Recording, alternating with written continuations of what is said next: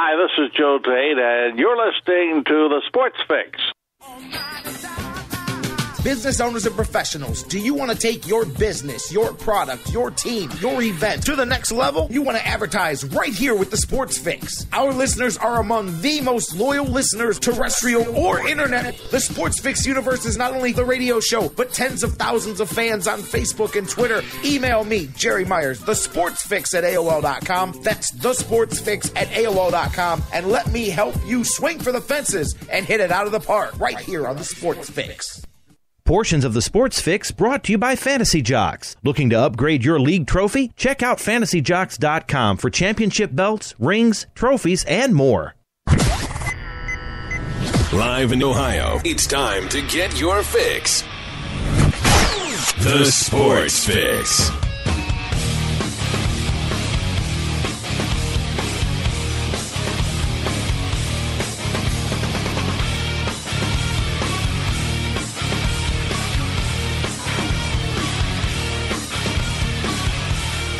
And there we go, as I found the button to get us on the air here. Welcome in, you guys. We are off and running live. Another edition of the Sports Fix here across the Sports Fix Radio Network. J-Rocc, Jerry Myers, welcoming you guys in. Yeah, today I decided let's not do the entire opening segment of the show before we tell people what they're listening to and who they're talking to and all that good jazz. Welcome in, you guys. We're going to do it a bit more by the format here today. I am, as I said, your host, Jerry Myers. J-Rocc, the big daddy on the microphone. Call me whatever you will. I mean, well, you know, politely, within reason. Hell, you can do whatever you want. Call me whatever you want. But seriously, call me happy. I say it all the time. Sounds cheesy as can be, but it is true. Happy to have you guys here each and every weekday at noon across the Sports Fix Radio Network. Maybe you guys are joining us today on TuneIn and TuneIn's radio app worldwide, and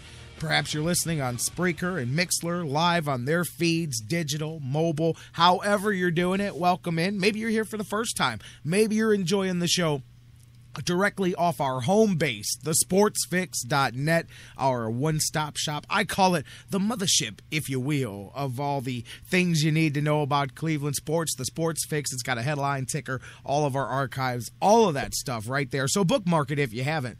Appease the big daddy and bookmark it. Thesportsfix.net. Welcome in as well, all of you listening on digital delay, 24 hours a day, 7 days a week. Thousands of you guys around the world on sites such as iHeartRadio, the world's largest internet radio provider, on iTunes and Stitcher Radio and their CarPlay feature, SoundCloud, all of the other places that you feed, download, subscribe the show, however you enjoy it. And as we say, get your fix. Thank you guys so much for doing it.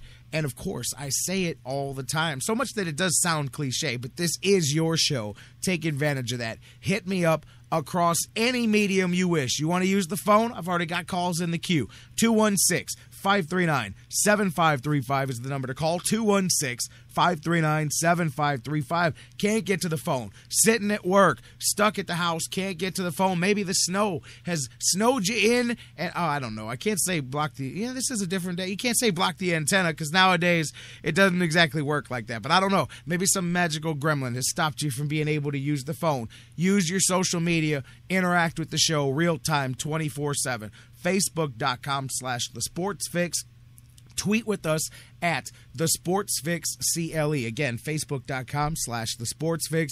Tweet with us at thesportsfixcle. Looking on tap for what we've got going on. I'm going to talk some Cavs here, opening things up early on as they continue chug-a-lugga, choo-choo, keeping that winning streak going, which, by the way, is now the longest current winning streak in the NBA, as Atlanta fell last night and finally had their season-long streak snapped. 19 straight there. So with that, Cavaliers now have the longest current streak. Anthony Davis and the Pelicans gave it to him last night and stopped that streak from Atlanta. Man, they went on a run. Cavs on that same run too. Philly gave them their best shot last night. We're going to talk about that here in just a moment. Jeff Gorman from Indians101.com. He'll be in the house here early in hour one. We'll talk to Jeff about some Indians as we close in under 2 weeks. I think we're 10, 11 days away. We're right there. Spring training. By the end of this week here, equipment's already going to be down in Goodyear, all of that good stuff. So you can feel it. I know it's crazy with big snow drifts outside, but you can feel it coming. It's warming up, baby. Spring training around the corner. But I'm going to talk to Jeff Gorman. We'll talk a little Corey Kluber as the Tribe and Corey Kluber reaching that point where each side maybe wants to start deciding they want to start talking about some bigger numbers here. So we'll talk about that, good and bad on both sides. Talk about some Tribe rumors people are talking about and more. Indians talk. Jeff Gorman from Indians101.com. Football keeps moving. Speaking of, literally the season ended on Sunday, and the first free agent signing of the offseason was yesterday, and that one got me too. I didn't know if the Browns had a legit shot at Duron Carter, but I was really hoping that they did, and he signed with the Colts yesterday. But anyways, the offseason has officially begun, and the already free agent, even though he wasn't technically an actual free agent, you know what I mean. But anyways, so it moves on. Dr. Football Bill Chachkes in the house.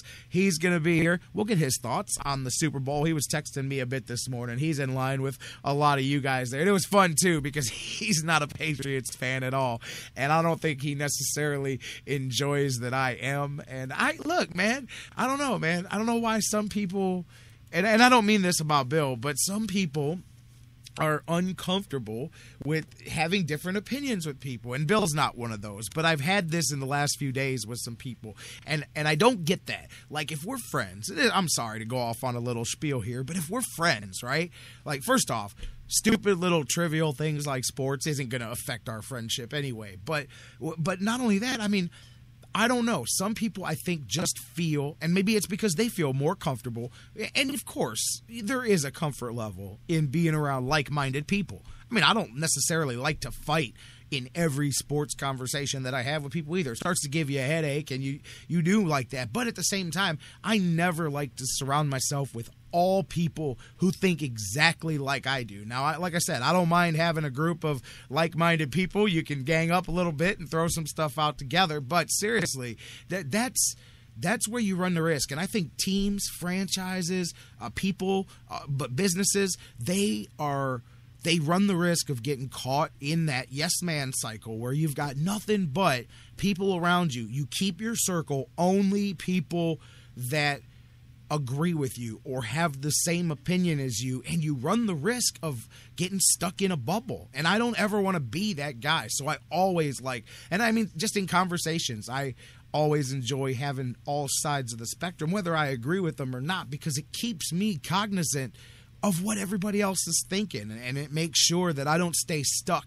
in a bubble. Just because I may believe something hardcore doesn't mean that I don't want to know if I'm one of a minority, if I'm in the majority, if I'm the only person off on my crazy limb. I need to know that stuff, and the only way you know them is when you surround yourself with different opinions. But sometimes I notice with people that the minute they realize you have a different opinion from them, they get all hesitant about the conversation, and it's like, no, keep it. This is good. We don't have to have the same ideas on everything to be friends. But I'm sure some of you out there are nodding your head at this and going, yeah, so and so, and because it happens all the time. But I don't know what it is, and I think sometimes because people, you know what, too, some people really are fragile. Some people really don't like that. Some people have no interest in having anybody around them who doesn't have the exact same opinions as them. And that, again, to me, you end up short-sighted and you end up in a bubble that's closed off. And next thing you know, you come out of that bubble in 10 years and, where'd this world come from? Because everything changes around you, but you keep yourself locked in. Like I said, sports teams end up in that bubble. If you have people in your organization that all they do is tell you everything's going great every day long, you're never gonna get out of the Browns circle. You're never gonna get out of that kind of stuff, because nobody is sitting there going, hey, I know I'm the unpopular opinion at the table, but this isn't working. I don't like this, or I don't think this is going to work, because in most cases, they go, we got to have a like-minded thinking here in this team. You can't be a part of it. And me personally, if I ran a sports team, I would make sure that I had one or two people in my circle whose entire reason for being there is because I know that they're going to give me a completely different opinion than everybody else. Like, businesses, people talk about yes men, sports is full of that. Well, that's how a franchise like the Browns can't get out of the cycle. And I know I like, where they've gone recently, but that's why. Any bad team, I'm just using the Browns because it's here, but that's why. Because you end up with the circle of guys who all blow smoke up each other's rear ends, and nobody goes outside the box. Even the ones that do are afraid to say it. And at that point, how can your business ever get any better? How can your business ever get any better if the accountant can't come in the room and say, listen, if you keep running it like this, you're going to be broke by January? How can you not have accountability? And so anyways, and I think that's been a problem with the Browns for so long that it's not even funny. I don't even know how I got going under that, but let's get rolling here with the sports fix as I keep things going here. All of that stuff's coming. Dr. Football, Jeff Gorman, we're talking everything. We're in it with you guys, and we're rolling here. Cavaliers last night, I'll pick up right there. It's as good a place as any. You can hear the smile on my face. Really fun. When, of course, fun when you win, but I'm telling you, the style, the way the Cavaliers are playing, to me, is what's fun. They're doing it all on defense, baby. They're doing it all on the defensive side of the ball. Everything is coming from there. Their defensive effort continues to be at a very high level. That gets me off. That gets me going. You guys know that. In any sport, I'm a defense guy, man. But, that was the problem with the Cavs early, and it's what's right with the Cavs now, man. And, again, you look at, there's a lot of talk about Kevin Love. He scored 5 points last night. Cavs beat Philly 97-84, but they were up 20, and it ended up being as close as a 2-point game down the stretch before they got it back out. So, people go, oh, well, that was close. Kevin Love only scored 5 points and this and that. And true. First off, though, he did again, guys, what we were just talking about in the last few days about Kevin Love. Yeah, he only had the one field goal. By the way, first career game for him. Talk about an odd stat line last night. He had 15 rebounds, only one field goal, man. I mean, that's a rarity. Only 2 players. He's the second player this season to do that in the NBA.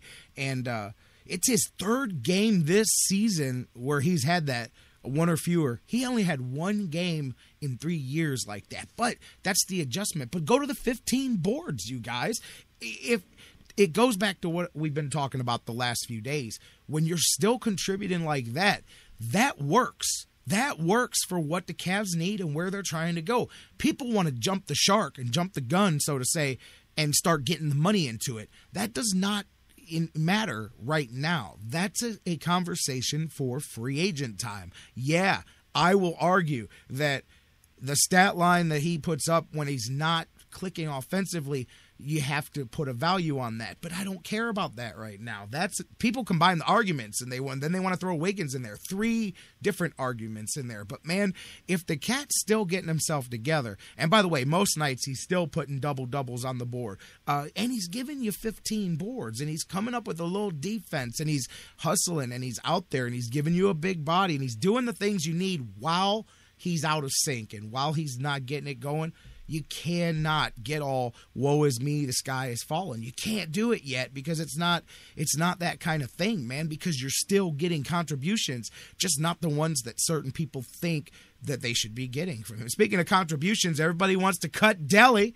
Deli out there made a couple of clutch 3-pointers in the fourth quarter. This is the role for Deli, by the way, the right number of minutes. And I'll tell you what, David Blatt even said, hey, this isn't necessarily something planned. It was a gut feeling to keep him out there on the floor, and he paid it off. But he was being exposed too many minutes, as we know. The whole team was miscombobulated from the beginning. The Cavs, since they changed, and there was a good little thing in the paper here today, I can't remember, I think it was Joe Varden did it in the Plain Dealer, but just pointing out the difference between quote-unquote the new Cavs and the old Cavs, but that's legit. That's not like sports talk hype and all of that. That's legit. Like it's a line in the sand when they reconfigured the roster, and it's a completely different team, and they're a disgustingly good team since then. There will be peaks and valleys, as we know, but as I said, man, they continue to play this defensive effort. They continue to play this way, and continue to grow as a team the way they have, everybody else at one will reach the point where they're playing for second place. They're not there yet. A lot of work to do. Talking about Atlanta coming off of 19 in a row. Cavs at 11. By the way, now 2 short of the franchise record when they knocked out 13 back in 2010, which was the coup de grace for LeBron James, the first time here in Cleveland. And interesting, too, the difference. You can hear the difference between age and experience and youth when they talk to Kyrie and LeBron after the game. LeBron's like, it's no big deal, man. We didn't do anything. This is just another game. And Kyrie's like, hey, man, we got to keep the winning streak going. I'm telling you. I mean, my son was joking with me last night. He goes, man, I think Kyrie's won more games in a row than he's ever won in the season here for the Cavs. I said, well, not exactly, but pretty close. You know, Kyrie's like, damn. I haven't won this many games in a row since like 8th grade, man. This is crazy, man. So, and amazing what happens when everybody starts playing some defense. Kyrie gets out there at another level. By the way, speaking of that, off of that double nickel that he put on last week, averaged over 30 points a game. Kyrie named Eastern Conference Player of the Week. Back-to-back weeks for the Cavs, as LeBron was the Player of the Week before that. First time this year for Kyrie, only the 3rd time in his career that he has won this award. And not only that, but also going to be entering the three-point shootout, so it gives you something to watch during the, as a rooting interest anyway, during the All-Star thing. The three-point is the one that I like. I'm not a dunk guy anymore because I don't like what they've turned it into. And I don't like that there's not that much left to be done creatively. I don't get into the futures and all that stuff. The skills is okay. The three-point is the one that I get into on All-Star Weekend because that's a legit skill. And I like watching guys gun it from 3. Plus, I remember watching Larry Bird going perfect on that thing, and I always compare it to that. But so Kyrie will be in the three-point shootout for the All-Star Weekend as well. Cavaliers on a roll, 11 in a row. I'm going to go to the phones here in just a second. LeBron had a double-double last night, 18 and 11. Kyrie led the way with 24 points.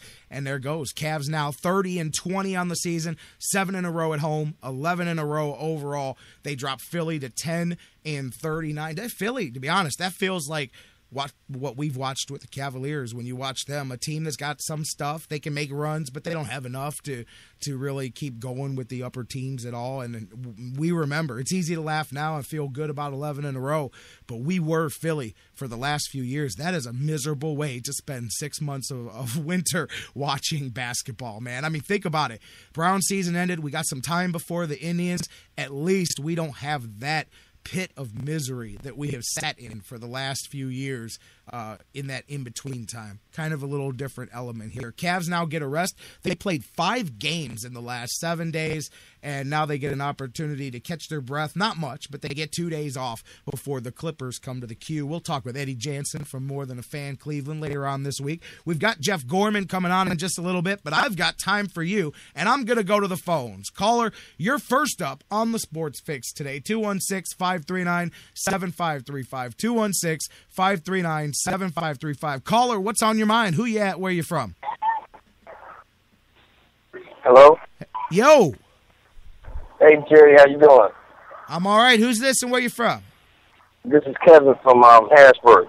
What's up, Kevin from Harrisburg? How you doing? No, I'm doing well, man. I wanna congratulate your Cavaliers for winning last night. I'm not a Cavaliers fan, but they look like they got all the pieces together to make a run for that 1 or 2 spot in Eastern Conference. That one's going to be tough, man. I don't know. That's there's a hill to climb there for sure. Put themselves in a. I mean, hey, look at we're winning 11 in a row. Atlanta at the same time was just dropping 19, so still some work to be done. But the division very much at grasp for the Cavaliers here for sure. I think they can get as high as the 2 or 3 seed. I don't think they're gonna be able to catch up to the number 1, but I can see them getting up to the 2 or 3 seed. Yeah, I could see the 2 or 3 seed also. But they're playing great ball. I think the addition of the kids from New York, them guys are just happy to be playing on a team that has a purpose of playing. And the center you guys got from, I think it was Utah or Utah? Denver, Mozgov. That's the difference maker because he allowed the whole defense to change. Exactly. That was a big piece right there. That was a huge piece right there. When they got him, I was like, uh-oh. Yeah. And a lot of people said, why give up 2 first-round picks? And I get that because that was a hefty price for a guy that is, at that time, 25 minutes a night, giving you 9 points and 9 rebounds. But if that's the missing piece that gets you a championship or gets you right to the finals where you need to be, then it was definitely worth what you traded, you know? I totally agree with you on that one. Skipping from basketball to football. Yeah. The Johnny Manziel thing. Now, being a Browns fan, I'm a little confused here because, you know, the report saying that he voluntarily went. And then I heard some reports saying that the organization was like, you have no other choice but to go and get this taken care of, and things of that nature. I'm going to be honest with you. I told you before, I'm not a Johnny Manziel fan at all. I think that was a wasted pick for the Browns. And now I'm reading that they're thinking about moving up to get another quarterback. So my thing is, and now the guy, the offensive coordinator, didn't get no Carroll. He worked out with Johnny, and he worked out with Hoyer. So with that being said, I'm thinking that, you know, they're going to keep both of those quarterbacks around, and it's going to be open competition for whoever comes in. What's your thought on that? I'm telling you, if you guys remember back maybe a month or two ago, I said I could see this whole thing happening all over again next year. And I'm telling you, I think that you may be onto something there. Now, I do think that the Browns kicked the tires on either doing something in the draft or, I got to be honest, I don't like a lot of the quarterbacks in this draft. I was looking the other day because I'm like, all right, let me start looking. You know, it's draft season. If you're a Browns fan, that means you start looking at the quarterbacks available in the draft. But I mean, there was a couple mid-round guys that I said I'm going to look a little more into, but not a ton of guys that make you go, yeah, there's a big hope here. I mean, maybe a developmental guy, but I do think they go with another veteran. I expect them to go hard on bringing Brian Hoyer back at this point. I really do. I know the fan base is split on that. You've got one half of the fan base that absolutely wants Hoyer back, another half that thinks they've seen everything they need to see.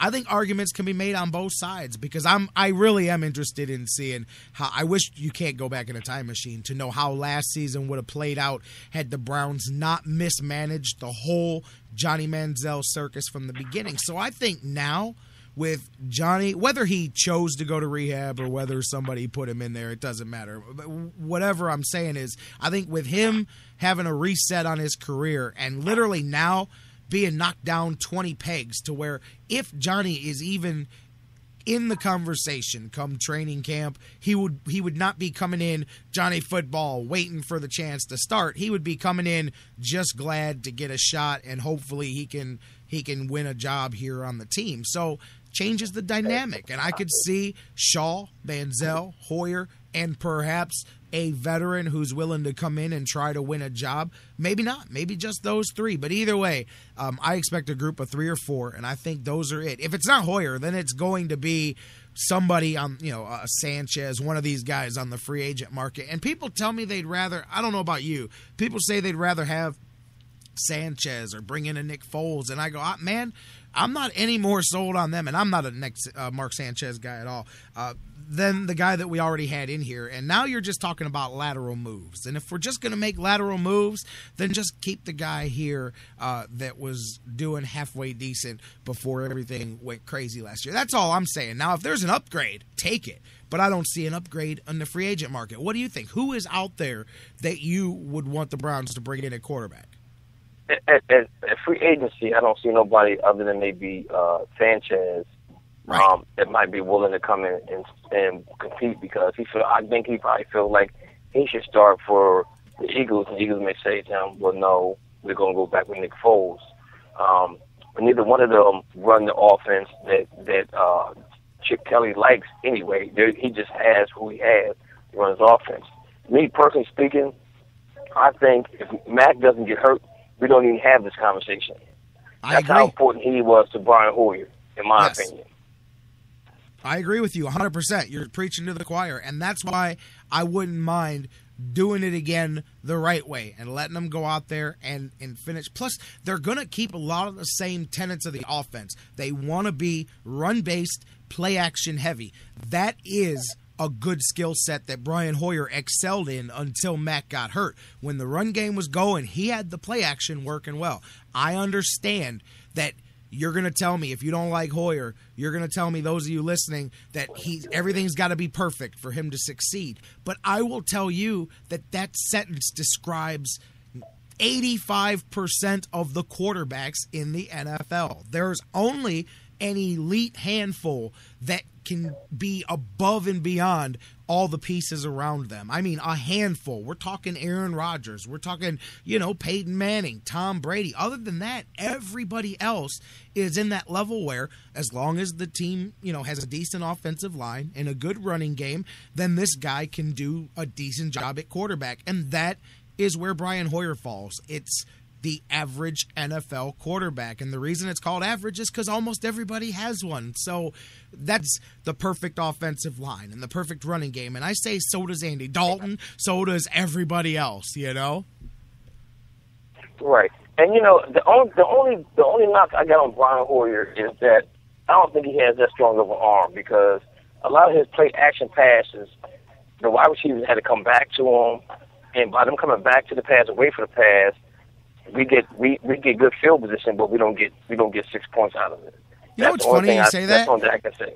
Think about it, though. I agree with you. Sometimes he'll underthrow some of those, but then he'll overthrow them, and you're like, well, he's got the arm because he just overthrew Josh Gordon. When I was thinking of the one on that last game there when they missed the open touchdown. He has accuracy issues last season that bothered me too. And I'll be honest with you, my thought behind that was, and this is legit, he spent the entire offseason training or rehabbing from an Achilles, which, by the way, is one of the most serious injuries that an athlete can have. And think about it. This is not any kind of excuse making. He spent his entire offseason from the time he came back from surgery all the way through until basically training camp, training and rehabbing from that injury.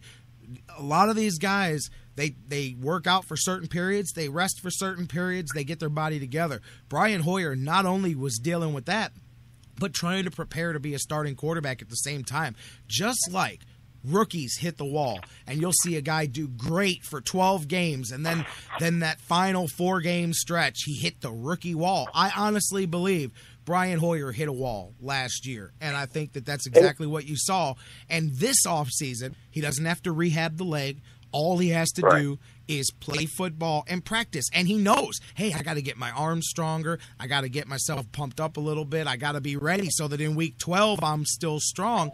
I would like to see, maybe he doesn't succeed, but I'd like to see Brian Hoyer with an off season to prepare and feeling 2 seasons removed from his injury. I'd like to see him go out there and see what he can do. If it doesn't work, it doesn't work. Bruce in the chat room made a great statement. He said, he's a backup, get a real quarterback. I finished that sentence with, show me the real quarterback that they should get, because that's the question. If you've got one, if there's a guy where you go, hey, this guy is the quarterback, okay, cool, bring him in. Bring him in, but I don't know where that guy is right now.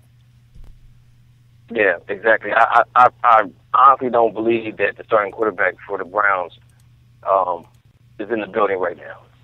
I don't believe he's in the league right now. I don't mean that. I mean he's available. I don't believe he's available right now. Their quarterback is probably still in college, because it's going to be another draft or two before they stumble upon somebody and go, now we got a guy. Unless it's you know who, but I don't even know that you can count on him being on your practice squad this year. Exactly. Now, I mean, Connor, for him to be into the game that he was in, I mean, the defense against Pittsburgh, he just kind of kept us in the game into the second half. And after the second half, not Pittsburgh, Baltimore. Yeah, Shaw. Yeah. And the second half, they kind of like started benching him a lot. So, I mean, but the kid for him to be there at the short period of time, he looked a whole lot better than Manziel did. Manziel was with the team the whole year. And that just says a lot about him as a player himself. And it said a lot about Manziel too. I think that was when people really started going, wait a minute here, was when that kid showed up and played the way he did. It wasn't earth-shattering, but it was good. And people said, hey, wait a minute here. This kid's he hasn't even gotten backup snaps. He's been hanging over here getting people water. And I'm just kidding. But he's the practice squad quarterback. And boom, he went out there and was competently prepared for the game. And that was when the focus really came on Manziel. Hey, Kevin, my man, I got to keep it moving. Anything else before we go? Nah, that's it, man. I just want. Hopefully the Browns do some good things in the draft and the front office, and don't make me depressed again. Don't make us all depressed. I hear you, my man. I hear you, man. We got some time. We'll be talking draft here coming up. So hey, go find me some guys. Next time you talk to me, Kevin, have some guys for me and say, hey, I'd like the Browns to look at this guy or that guy. All of you out there with the quarterback, if you don't want Brian Hoyer, awesome. Show me who's out there, and I'll look at him and talk about him, and we can do all that. Show me who you want. Let's see. Browns got to find a quarterback here somewhere. There's got to be one somewhere. Can we find him? I still want to see one more opportunity. Here's the thing. People go, why go up Brian Hoyer again? My thing is, again, if there's a better option, okay. But if we're going to be kind of seeing what happens this year anyway, then I'd like to see what happens with him. I mean, you can always move forward at that point, and you still have a very good backup quarterback. So if there's a better option, take it. If not, let's see what happens. Kevin, appreciate the phone call, my friend. All right, take care, man.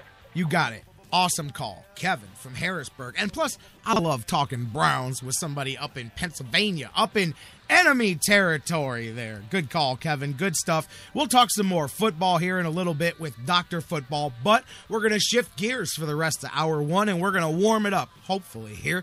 Get a little sunshine on the baseball diamond. Let's talk some Indians baseball. My man, Jeff Gorman from Indians101.com is going to join me here. Let's talk some Tribe. Get his thoughts, too. We'll talk a little Super Bowl here for you football guys, but we'll talk some Indians. I want to talk Corey Kluber now. Is decision time perhaps coming for both sides here as we get ready. This is the time of year where teams and players start talking those extensions, and as we know, Washington backed up a mint for Max Scherzer, so Corey Kluber's got a lot of cards to play, and he holds them. Let's talk about that. We'll talk some other options. There's rumors out there.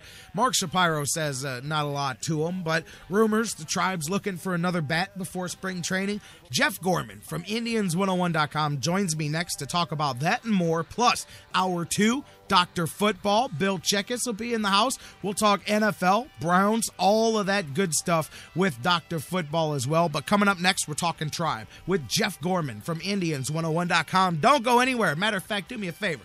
Tell somebody else to join us. Whatever you're listening to the show on, click that little share link on your Facebook, on your Twitter, and tell somebody else to join us next when we come back with your fix.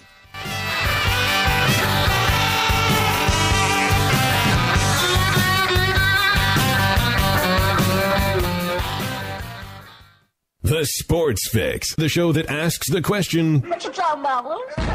What you talking about, Lynch? What you talking about? What you talking about? What you talking about, Lynch? What you talking about? What you talking about, Lynch? What you talking about? What you talking about, Lynch? We'll be right back.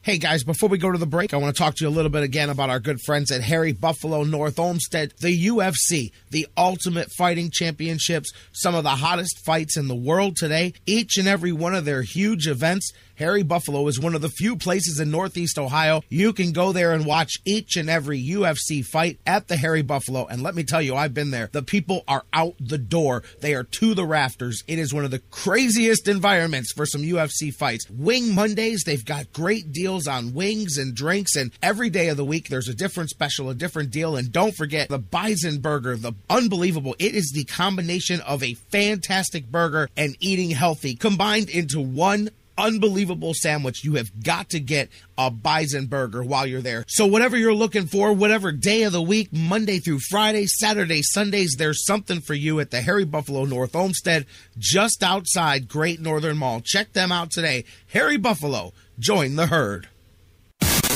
Sports Fix listeners, like us on Facebook today. Facebook.com/The Sports Fix.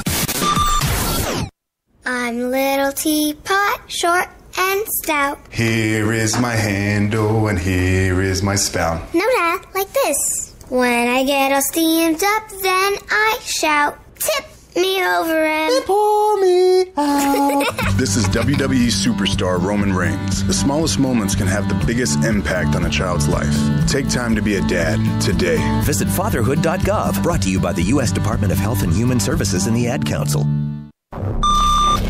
Fantasy sports lovers, you put so much time, hard work, and effort into playing week to week that it quickly stops being a fantasy and starts getting real. And when the smoke clears, you want to show off those victories with a real prize. I mean, a really real prize. Nobody does that like Fantasy Jocks. The crew over at Fantasy Jocks have beautiful, high-quality, and heavy-duty championship belts, rings, trophies, and so much more for all your fantasy sports needs. There's literally only one place to go. FantasyJocks.com. No football? No problem at Harry Buffalo North Olmsted. The excitement never stops. Every day of the week brings a different set of food and amazing drink specials. Fight fans, Harry Buffalo North Olmsted is the home for every UFC pay-per-view live on the big screens. And let's not forget their mouth-watering trademark, the Bison Burger. Nobody does bison like Harry Buffalo. The perfect combination of healthy and delicious. What are you waiting for? Get to Harry Buffalo, just outside Great Northern Mall today. Harry Buffalo. Join the herd. Hello, Cleveland. This is WWE Hall of Famer Mick Foley, and you are listening to the Sports Fix. Yeah.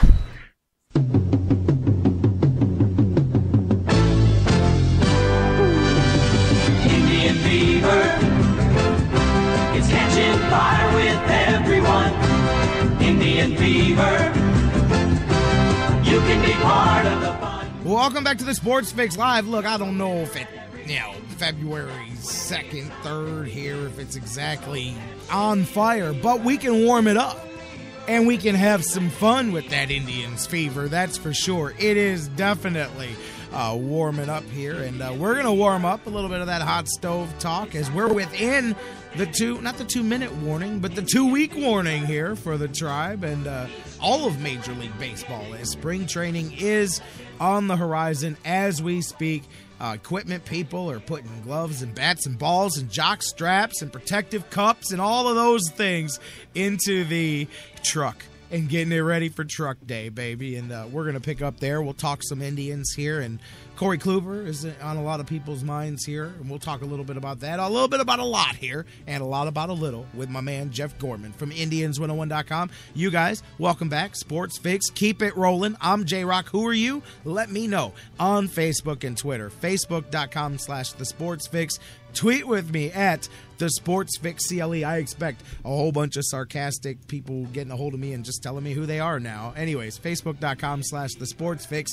Tweet with me at The Sports Fix CLE. Email us, thesportsfix@AOL.com. Go into the phones. Who are you? No, I know who you are. Jeff Gorman from Indians101.com. How you doing, my friend? I'm doing super, J-Rocc. I'm taking the advice of Royal Rumble winner Roman Reigns. I'm taking the time to be a dad, taking my little girl to piano practice, and I'm looking forward to baseball. After a great Super Bowl, it's not too long for baseball starting, so that's pretty good. Yeah, absolutely. Well, you dropped the S word there, so before we even get over to the baseball diamond Super Bowl, you mentioned, I know you were having a big to-do there, getting some things together, having some fun. What were your thoughts on the big game the other day? I thought it was a really fantastic game. It really lived up to, a lot of times, especially the previous year, the Super Bowl doesn't live up to expectations. But this one went right down to the wire, had a lot of storyline, a lot of history, and some great action that came down to the end. And, of course, it had that controversial moment that we can all chew on for a long time. And, I went on Browns 101 yesterday. I talked about, the last time the Seahawks lost the Super Bowl, they were blaming it on the referees for months, practically years, actually. But this one, the Seahawks can't blame it on anybody but themselves. Absolutely. Oh, I remember that one. That was with Pittsburgh, right? When they when the touchdown was called off. Was it Jeremy Stevens? Was that the tight end who had the touchdown called off for offensive pass interference? Yeah. No, they can't blame anybody here. Although, again, some people have different opinions on that. Obviously, oh, by the way, we were talking a lot about this yesterday. I don't know if I clarified. I would have ran the ball too, obviously. I mean, some people are like, oh, J-Rocc, you just like the Patriots and sticking up for Belichick. I do love the Patriots, by the way, and I do like Bill I would love Bill Belichick if he didn't cut Bernie Kosar. Instead, the best he can do is get to grudging respect and admiration, because I do have that for the accomplishments of what he's done. But unfortunately, I can never love Bill Belichick because of the sins that he committed here some 20-plus years ago. That being said, though, I get it. Like, I get the idea, and I read some of the statistics yesterday that shows that Pete Carroll's not the only coach. As a matter of fact, more coaches on the 1-yard line. It was, 4 percentage points, but still, more coaches threw the ball in that situation this past year than ran it. Doesn't mean they're smart. But it does show that clearly one side's always trying to outthink the other. And I will point out also, for everybody that says you got beast mode, and I love Marshawn Lynch on the field, he had 5 runs from the 1-yard line this season. They scored once, and he didn't get in 4 times. So those are things that I'm thinking about if I'm Pete Carroll. Again, it's easy to say, should have ran the ball, should have ran the ball, should have ran the ball. But if I know it, you know it. Bruce knows it. Larry knows it. Everybody out there listening knows it. That means Bill Belichick knows it. The Patriots know it. Everybody in that stadium knows it. So I'm going to try and outsmart everybody and throw the pass. And that's exactly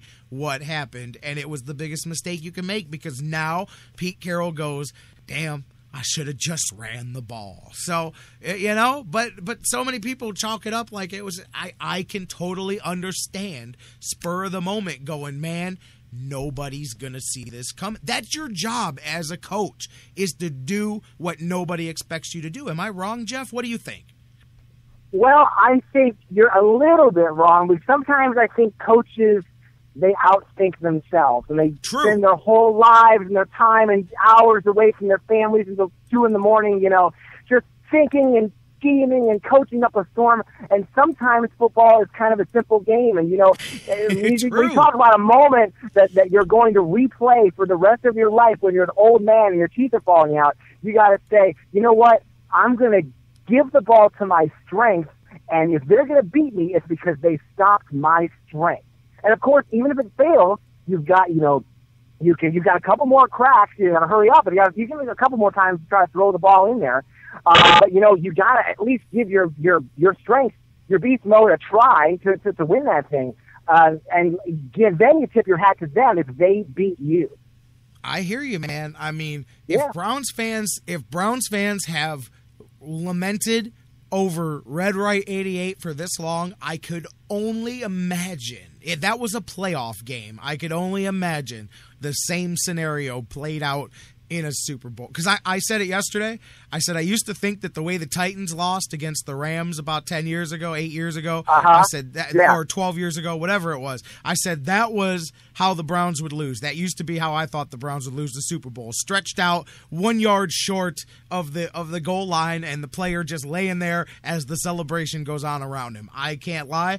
That has been changed. I now know that if the Browns were to lose in the Super Bowl, it would absolutely be what we saw the other day. That would be the way it would go down for us. But anyways, so imagine how much worse Red Right 88 would have been if it had been in the Super Bowl that year instead of bad enough to just be in the divisional game against the Raiders, man. That sucks for the fans. That sucks for the players. Hey, all BS aside, whoever you blame or don't blame or give credit or whatever, and I'm always big on when you put too much blame on one person, then you take away some of the credit from the other side too, because it's not always somebody just lost. Somebody also won that game, but those are all different arguments, man. But end of the day, I mean, you still, first off, like you said, had a great game, absolutely a fantastic football game there, and Seattle still had a hell of a 2-year run. Absolutely. And they're not done either. For everybody to say, I mean, these two teams, in my opinion, if I was to right now, I mean, we have free agency, all that stuff will change. But right now, you got to think that there's no reason that these two teams aren't going to be in that conversation to come right back around next year again. So, that happens. But, man, at the end of the day, like you said, you're right. Sometimes coaches outsmart themselves, man. You just – and as we heard – them say, well, we were going to run it on 3rd down and we were going to run it on 4th down, but you never got to 3rd and 4th down, But you know what? As I said, when you blame one, you don't credit the other. Think about what Malcolm Butler said, which Brady's giving him the truck that he won for the MVP. I always love when they give these $100 million athletes the trucks and the cars and things, and it's like, really? Like, that's what they need is another car. I've seen some of those specials where a guy will go open his garage and he's like, see these? These are like all from winning MVPs and stuff, and he's just got like 14 luxury vehicles in there, But anyways, and I always laugh at, LeBron, like the Kia commercials. Come on, LeBron's out there driving the Kia. But anyways, Butler, he even mentioned how that the only reason that he ended up being able to pick off that play, I don't know if you heard the story, was because they ran it on the scout team during practice getting ready for the Super Bowl, and he got beat for the touchdown. And Bill Belichick got on him about it, and he just put it in the back of his head. He said he's in the back of the end zone getting ready for the play, and he sees him line up, and he, boom, recognition. He realized that's the play right there, and he was able to step in front. And if you watch the film, I don't think Russell Wilson ever saw him coming on that. I don't. I think he thought that was going to be a quick slant, right, boom, right there, man. I know that play is a very commonly used goal line play, that quick slant right there across the offensive line, man. And, matter of fact, wasn't that very similar to what they did at the end of the first half when they got that touchdown to tie the game? Yeah, very similar play call of what Seattle used in the first half when they were up on the I know they weren't on the 1, or I don't think it was, but they were right there still, and they went with that call, and it got them in the end zone there. Boom, and people were like, good play call. So, again, keep that in mind. But it was a good game. At the end of the day, that worked for me, man. It was a good football game. And did you see most watched event in television history, which every year the Super Bowl does that, but it surpassed the other ones. And again, we got the most watched event in the world. What is more people watched than anything? The Super Bowl the other day. That's nuts, man. 72% of all the TVs that were on was watching that game. And matter of fact, the halftime show, for all the joking that we do, the halftime show was the peak rating of that game. I don't know if you saw that, Jeff. The halftime show actually outrated the game for that 20 minutes that it was on, showing the drawing power of Katy Perry, who I didn't know. I just learned this yesterday. She is the leader on Twitter. She has 64.3 million followers. More people follow Katy Perry on Twitter than anybody else in the world. It's funny. I could just picture her backstage, like I just tweeted, hey, I'm going on the sports stage to talk about the Indians. I can see her backstage, hey, I'm about to go sing on the Super Bowl, and like 20 million more people turn on their TV. I think that's pretty much what happened. Although that kind of brings in the ladies and the kids that, that aren't watching the game the whole rest of the time when you get that big spike. And she delivered a pretty interesting, good performance, I thought. Some good singing and a lot of good showmanship, too. The showmanship I got with. I'm not into pop music per se, but the showmanship I was with. But yeah, the rating showed that they knew what they were doing, man. But I did not know that she was like the biggest Twitter person in the world. 64 million people. And think about it. People tweet like their breakfast and stuff, man. And it's like, anyways, social media is a trip.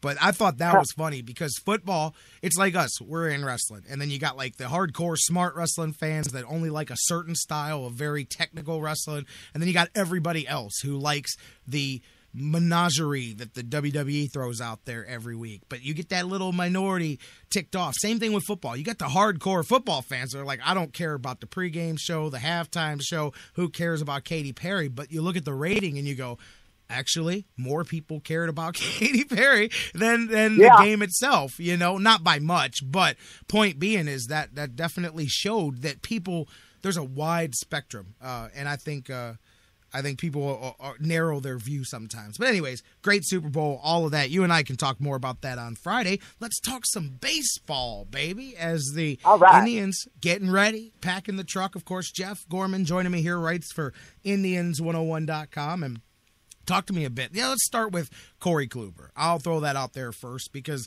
I noticed that there's been a lot of discussion starting to pick up. It's been coming, but now when you get to those initial first weeks of spring training, this is usually the time where teams and players that may be talking big money extension start tossing those numbers back and forth. Lord knows we're going to harken back to a Justin Masterson mention here, I'm sure, before we're done.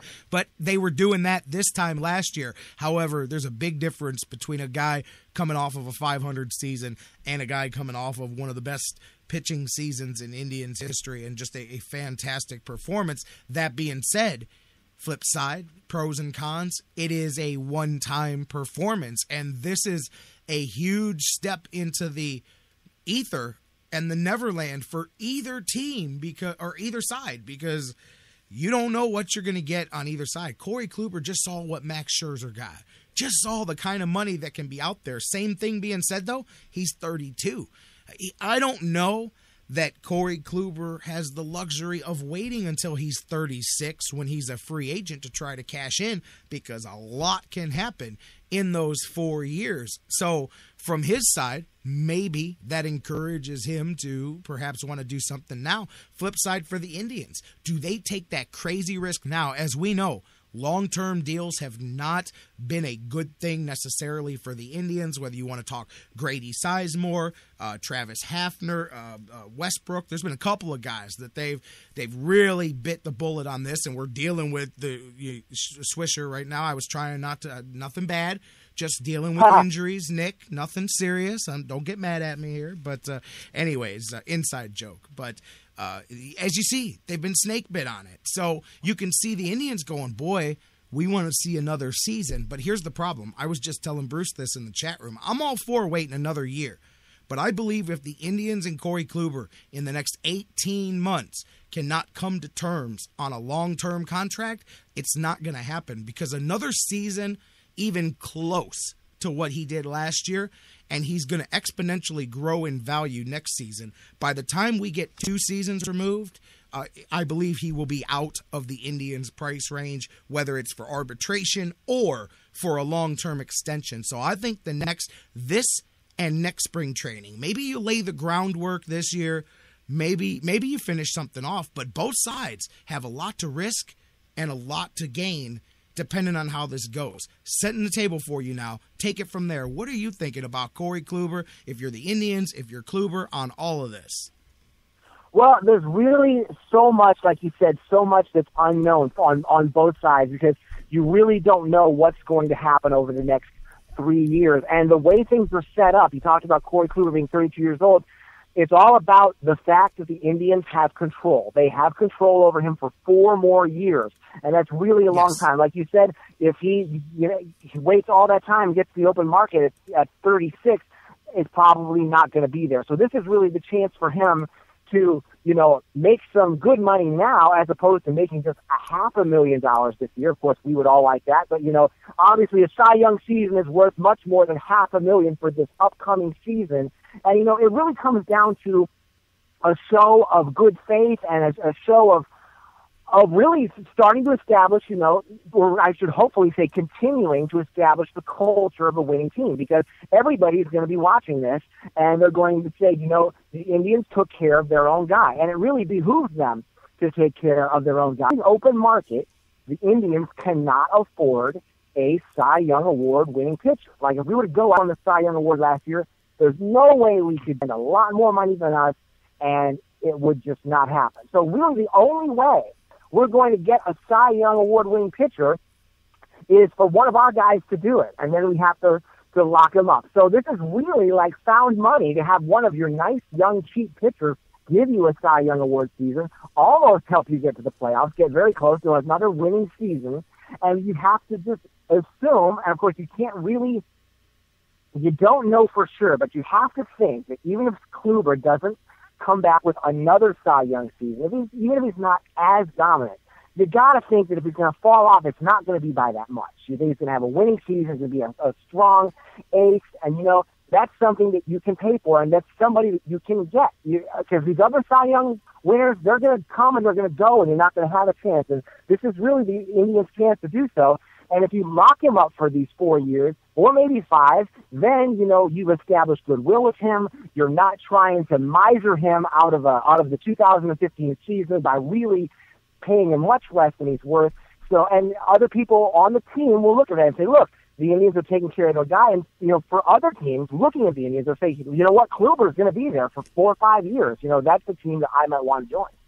And you know what? Jumping right in to piggyback what you said, being under team control for 4 years is not the same as being cheap for that entire time, because eventually arbitration gets involved. The final years of things can definitely get exponentially more expensive for the Indians as things continue to go. No doubt about that, man. And that will, so think about that. We're not just talking about 4 or 5 years. At the end of this thing, the Indians could be looking at high single season salaries individually because of arbitration, because you can get away with underpaying a guy for the first few years of things, but it does start to balance out, and then the big cash in is, of course, at free agency. But you do have to keep that in mind too, that he's not going to be $500,000 for 4 years for the Indians here. The system will eventually start rewarding Corey Kluber, and the Indians don't like arbitration, as we know.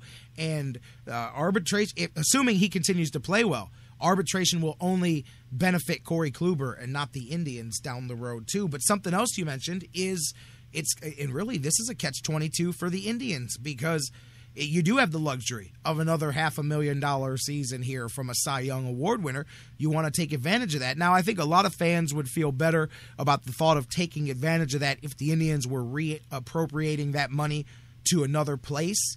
But they're not. They're just simply saving the money. That's the way most people look at it, is what I'm saying. I'm not saying that as a fact. I'm saying that's the way a lot of the fans, especially the ones that don't like the Dolans, look at it that way. But regardless, you can take advantage of that if you're the Indians. But as you mentioned, there's good benefit and goodwill, and you don't want to get a spite kind of a thing. Look, Corey Kluber, anybody who's a professional will say, I signed that deal. It's the money. It's the terms. I'm going to live up to it and all of that. But maybe one more season at team-friendly contract can be understood by a player. They go, okay, you know what? I get it. They're going to take care of me next year. They want to see me do it again. But I think at that point, if Corey Kluber is to have another season here, even relatively close to what he did last season, you do it again. And at that point, I do believe ill will starts to set in with a player and an organization, because now they start to think you're taking advantage of me. Now they start to go, wait a minute. Come on now here. And that's where, and as you said, goodwill with other players, all of that. You take care of the guy, people go, hey, they take care of their own. But we are talking about a one-season leap in the dark, even though that one season was so phenomenal. I know, that's the catch-22, because, if he had a real good season or a quite a good season, then yeah, let's see if we can do it one more time, but a Cy Young Award winning season, that's something that I think really, should be rewarded. And I think it would behoove both teams, rather both sides, I should say, because, everybody likes stability. Everybody likes to take the guesswork out of something. And, if the Indians are able to sign him to a 4 or 5 year deal, I'm sure that would still be a bargain compared to what they would pay a free agent coming from another team. And then if you're Corey Kluber, he is 32 years old. He's going to possibly get a chance to get this contract. And if things go well, he's 36, 37, then he can really hit free agency and then possibly cash the second time. But, if you can, he sees what happened. He saw what happened last year with Justin Masterson. Masterson didn't sign a long-term deal, and look what happened. Everything fell apart. In baseball and even in life, you really have to strike while the iron's hot. If the money is there sitting on the table now, you got to go ahead and take it now. You got to guarantee it, lock it up, because a lot of things can happen, and some of them are bad, and things could fall apart for you. But if Kluber gets presented with a 4 or 5 year, $80-90 million contract during spring training, it would kind of be dumb of him not to sign it. You're breaking up a little bit on me there, Jeff. I don't know if you're in a bad area. No, I was area, just laughing, actually. My voice started breaking up. Yeah, it would be kind of dumb of him not to sign it. No, it wasn't just your voice. Your phone got really muffled in the middle of that, so we lost a few parts of what you said, but I caught most of it, and I'm with you there, too. What do you think, following that up? What is your gut tell you from what we've seen and heard and talking to people? What do you think both sides come to the table with here? Because I can see a scenario where nothing happens and they agree to revisit this thing, even as much as later on in the season. Usually teams don't like to bring it on into the season. They like to do it in spring training and move it on. But maybe they get some groundwork done. Remember, that was the path that Masterson was going. But then, and that's what I look at, you got to realize it hits that junction point where now the player's interest and the team's interest go in different directions. And that's where, Justin Masterson gambled on it. And think about that. If Justin Masterson was willing to gamble on himself, and he was relatively a 500 pitcher, Corey Kluber may be definitely willing to gamble on himself as well. So I could definitely see a scenario where it doesn't happen until next spring training. But if it doesn't, I'm telling you now, you can add a 10% premium to whatever the Indians think they could get away with signing this year in a long-term deal. If he has another good season, it's going to go up even more. And so that's the risk that the Indians take. There's risk on both sides here, man. And that's why they get paid big money to play the game in the front office, I guess. But, I think if Corey – I think it's not as much a foregone conclusion that Corey Kluber just jumps at the first offer he gets either. But then he was on this squad. He saw Justin Masterson last year, and he watched $50 million blow away in the wind of those turbines that they've got at Jacobs Field or Progressive Field, whatever. So that's something, like you said, to think about, because that's real money. You can tell me how much I may be worth in the future, but that's real money that I'm letting go of right now. $40, $50, $60 million worth of real money. I know. It's something that it's very hard to say no to. And I think that, if the more the Indians wait, I think that the less chance, the more chance of something going wrong. I think both sides, the more they wait, the more chance something could go wrong. I mean, Kluber could say, well, I'll hold out for next year. If he gets a serious arm injury in May or June, God forbid, and, he finishes the year 3 and 4, and then he's on his way back from surgery or something, then there goes all that money. He's going to have to prove himself all over again in 2016. So I really hope that both teams realize that it's in both sides' best interest to get something done now. Then you can move into the regular season with some momentum. You're not worrying about that anymore. You've got your ace. Then you can build around your ace. Then you can say, well, what other starting pitchers do we have? Is Carrasco going to come up and have another strong year and be a solid number 2? Is Gavin Floyd going to come back? At least you've got one starting ace pitcher who's not going anywhere. Then, the rest of the season, the off-season, say, how can we add to him? Because you're going to need 3 or 4 really good starting pitchers if you ever want to get to the promised land.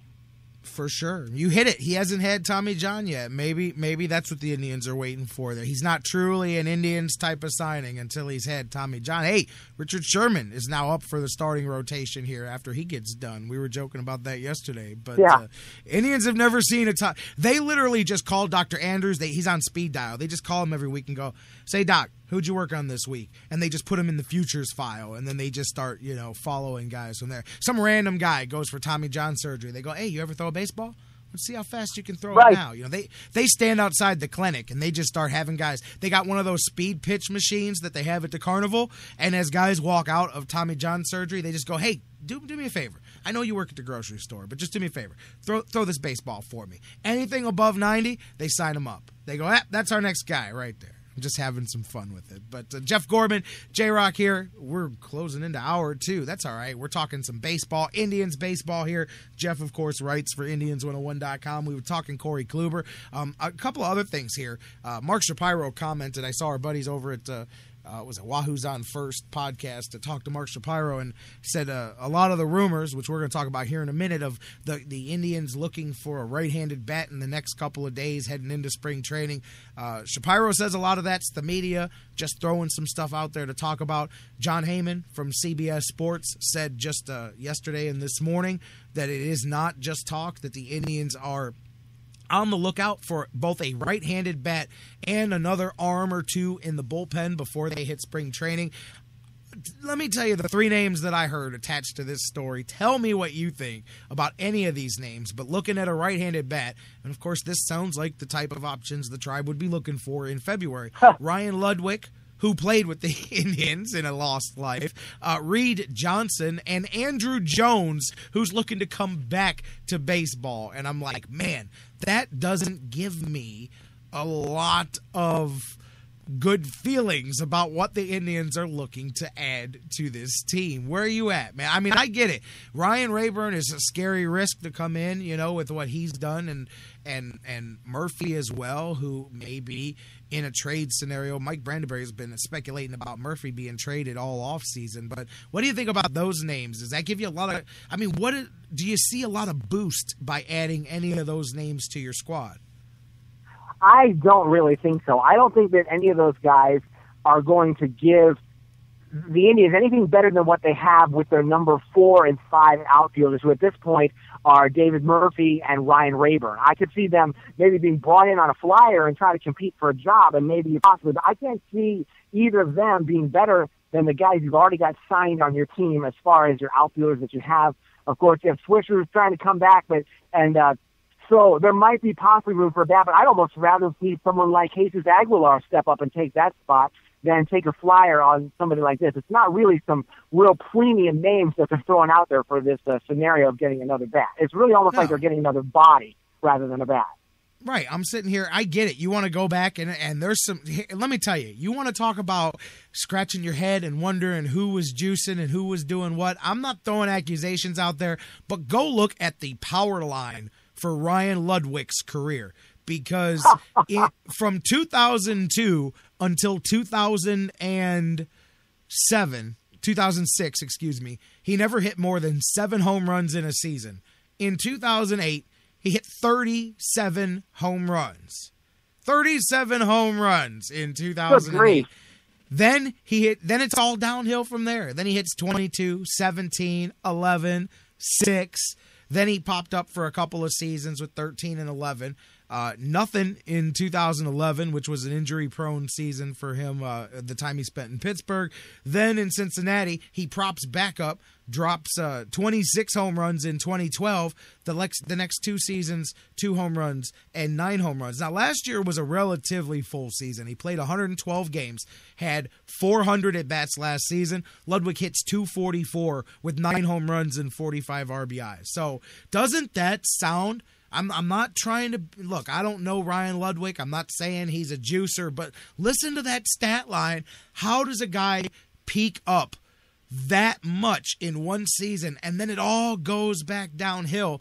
Then you have a season that randomly, boom, just explodes again. That to me is the sign of a guy who did perhaps some things, and maybe they weren't illegal, maybe they were just supplements, but obviously I think he did some things in the 2007 offseason and then wondered where the power went and did them again in 2012, because that's a crazy couple of spikes. If you were looking at it on a up and down line chart, the lines would spike so much in those couple of seasons that you'd go, wait a minute.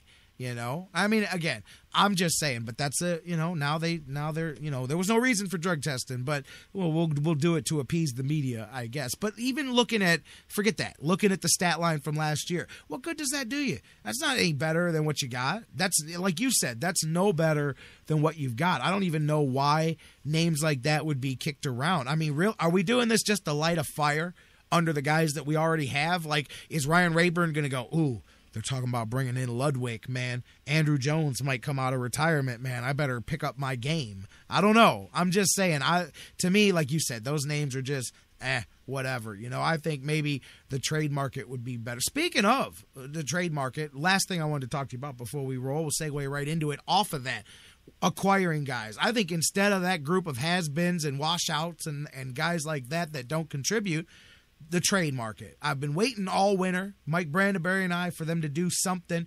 Didn't do anything. Maybe we'll see something come to fruition, but I don't know if you saw the article that Fox Sports did maybe about a week and a half ago, which we've talked about a lot, about the difference between what the Indians do in free agency and what they've done in trade. And they ran down all of the fact that not only have the Indians acquired all of these core players through trade, but none of them were at the top of the organizational charts. These weren't minor league players of the year, and these weren't like those can't-miss prospects that you trade for that we hear about all the time.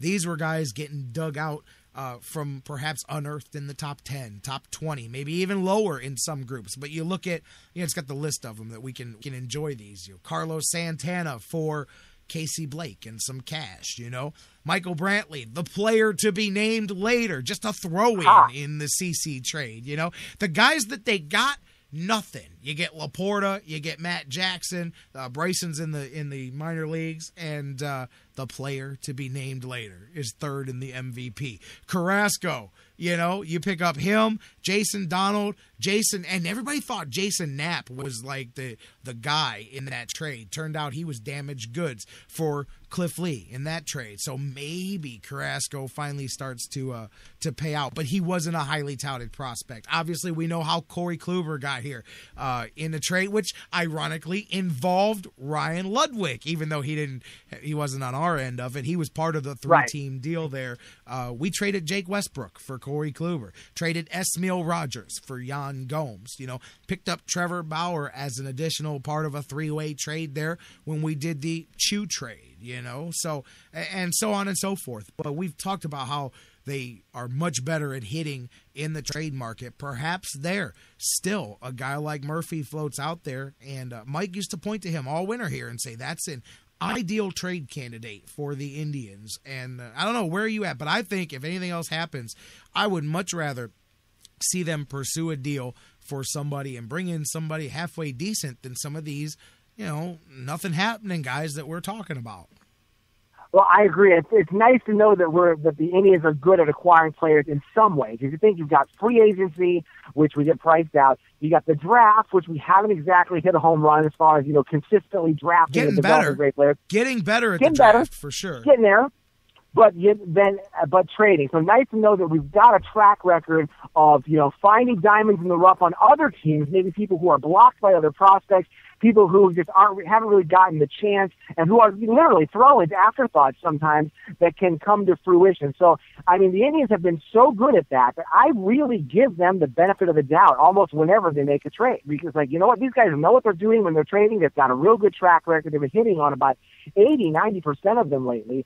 So I have full confidence in them to trade. And if that's the only way we're going to get people that are going to, rise up to that status like Kluber and Brantley, then I guess that's the way to do it. At least we're good at that since we don't have the world's deepest pocket. Yeah, and I'm all about finding a bargain where you can, but a couple years ago, not in the last two seasons, but 3 years ago, because he's been a free agent every year for the last decade. Kendrys Morales, a couple years ago, he was up there. Now he keeps coming around every year, and you go, no, why sign him? If we didn't sign him 4 years ago, why are we going to sign him now? But that's what these names feel like to me. So it's just if there was a name out there where I said, hey, maybe that guy's still got a little bit of something in the bat. Maybe he's got something. I just don't feel nothing to offer there, man. We're talking about getting Andrew Jones to come back on the field, I don't know. But, we'll see, man. With something else for us to talk about. The other thing is the bullpen. I think they've got a big group of arms here coming in, competing for spots here. I don't know. I didn't feel, maybe that's more what Shapiro meant as far as not really any truth to the stories. I don't really see a big need for adding some more arms to come into spring training in that bullpen, but am I misreading it? Do you see the bullpen as a spot that still could use some help? I think the bullpen's looking pretty good. Remember last year they brought in Josh Outman from the Rockies, and he hung around for a while, and then they ended up getting rid of him. I think they've got, a lot of solid holdovers from last year. Of course, you've got Crockett and Haggett on to go with Zebzinski from the left side. That's three pretty solid left-handers, which is usually not the case to have, that many good left-handers. And then, of course, you've got Shaw and Allen. But, you also could possibly have, Josh Tomlin dropping down if he doesn't make the rotation, which it doesn't seem like he will. Austin Adams is in there. C.C. Lee is in there. So I don't think they're like, well, the cupboard's bare. We need to go find somebody. I think there's really a lot of internal candidates, probably more candidates than they have room for. So I think I would be pretty comfortable with them letting these guys slug it out and see who does the best. I know the bullpen is a situation on any team where it can really fluctuate. Either everybody's really clicking on all cylinders, or sometimes the bullpen is just totally blowing up as a unit and just costing you game after game in the early going. But I think that this is a situation where you got some people who have a pretty decent track record that as long as you don't overburden them, like don't trot Shaw out every single night, you can keep them together and have them be a pretty solid unit. I don't think they need too much help, actually, to answer your question, finally. I'm with you. I like the makeup of arms that are going to come in here, and I think that when it shakes out, it may take a little time, but I think they've got the makeups of a good pen there. All right, I'll throw one out here. I've seen a few speculated trades since we just talked that. We'll end it with this, Jeff Gorman, and tell me what you think. I mean, remember the fantasy, I guess, that we talked about our buddy Nick Swisher and perhaps somebody being willing to swap out a bad contract for a bad contract. I saw one speculated on by some different bloggers over the last couple of days, and I've heard this name a couple of times over the winter, but Chris Johnson coming over from Atlanta. That's somebody with a very similarly bad contract as Swisher, but there's a little bit of I think there's an extra year over top of what Swisher's would be, which would spread out what they owe him a little bit longer than Swisher, the commitment-wise for the Indians. But he does do well against left-handed pitching. He does have some good numbers and some good power hitting. So that could work out and perhaps back up. I saw some speculation of a platoon with Chisenhall. I don't like Johnson's defense at all. I think that you take a step backward. But the fact that people are still tossing those out, I wonder if there's any possibility of the Indians making some similar trade, this or otherwise, with the man we mentioned, Nick Swisher. Saying that with all due respect, Mr. Swisher. But for people that don't know why we say that, it's because every time I talk poorly about Mr. Swisher here on the show, literally things start breaking as we're live on the air. So we love Nick Swisher, at least while we're on the air here. But what do you think, man? And I don't know how familiar you are with Johnson and what you would think about that. Again, defensively subpar in my opinion, but Nick Swisher, I don't know, man. I'm not all about taking another shot at it, but at this point in time, I chalk him up as expecting nothing, and if we get something, that's great. So I'm not The difference is that's not the way the Indians are looking at it. They're going to plug him in the lineup one way or the other. Right. I would kind of be surprised if that happened. I'm sure the Indians would be happy to get him off of the books with his contract and with his, coming off an injury. But, of course, the Braves, they would have to put him out in the field since there's no DH. And I kind of don't see them doing that. I mean, it would help the Indians in a way they could. It would sort of relieve the logjam. You could have somebody like, Murphy and Rayburn playing DH, with Moss out in right field. You've got room for Gomes behind the plate, room for Santana at first base. And then, you've got Chisenhall established at third. So it would relieve some of them. And then would work Johnson in there as well in different spots. But I kind of don't see the Braves biting on that. That does seem a little bit like a fantasy. But I think if I was presented with it, I would probably go ahead and do it because that maybe in my head I've pretty much given up on him. It's just a matter of if people on the Indians have given up on him, and if not, then they're going to stick with him and just see if they can get something out of him and see if he can have this bounce-back season. I think we would all be very pleasantly surprised, but I think we all need to go into this year not really expecting much from him and then seeing what happens. Maybe something good. Walk that line, Jeff Gorman. Walk that yes, line. But no, you know what though? That's a good point about the National League too. Is any trade partner there in the National League would literally have to go, we're putting this guy in the field. You don't have the option of the DH at that point, man. So I think that makes that less likely. But I saw that out a couple of places, and I think I even saw some national guys talking about that. And I mean, I get it. I could see where he could help out, and he wasn't okay. I don't like his defense because if you look back over the years, I mean, look back a couple of years ago. Last year, he played 150 games at third base for Atlanta. Only made 6 errors. It was 98% fielding percentage. But that was an up year for him. Now, maybe that means he's on an upswing. But in 2013, 125 games at third, he had 14 errors. Miserable. 95. Yeah, miserable. 2012, in 127 games at third base, he had 19 errors. So he had 15 in 2011 and 18 in 2010. So it would have to be a platoon with Chisenhall to hide and limit some of his deficiencies. Now, again, I'll give him credit.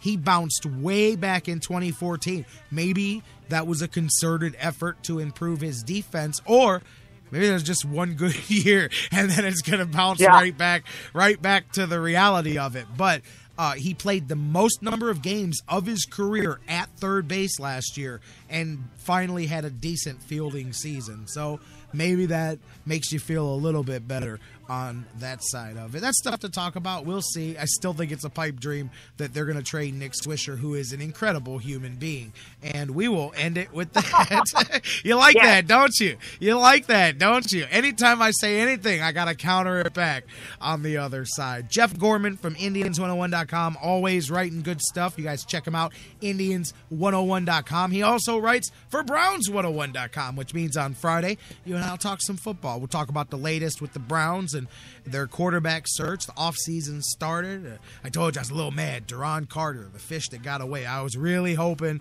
Browns found a way to work something out with that young man. Of course, son of Chris Carter. He ended up going to the Colts. And, man, that's what I said. Now, that's to show you how the world of football never ends. Super Bowl on Sunday.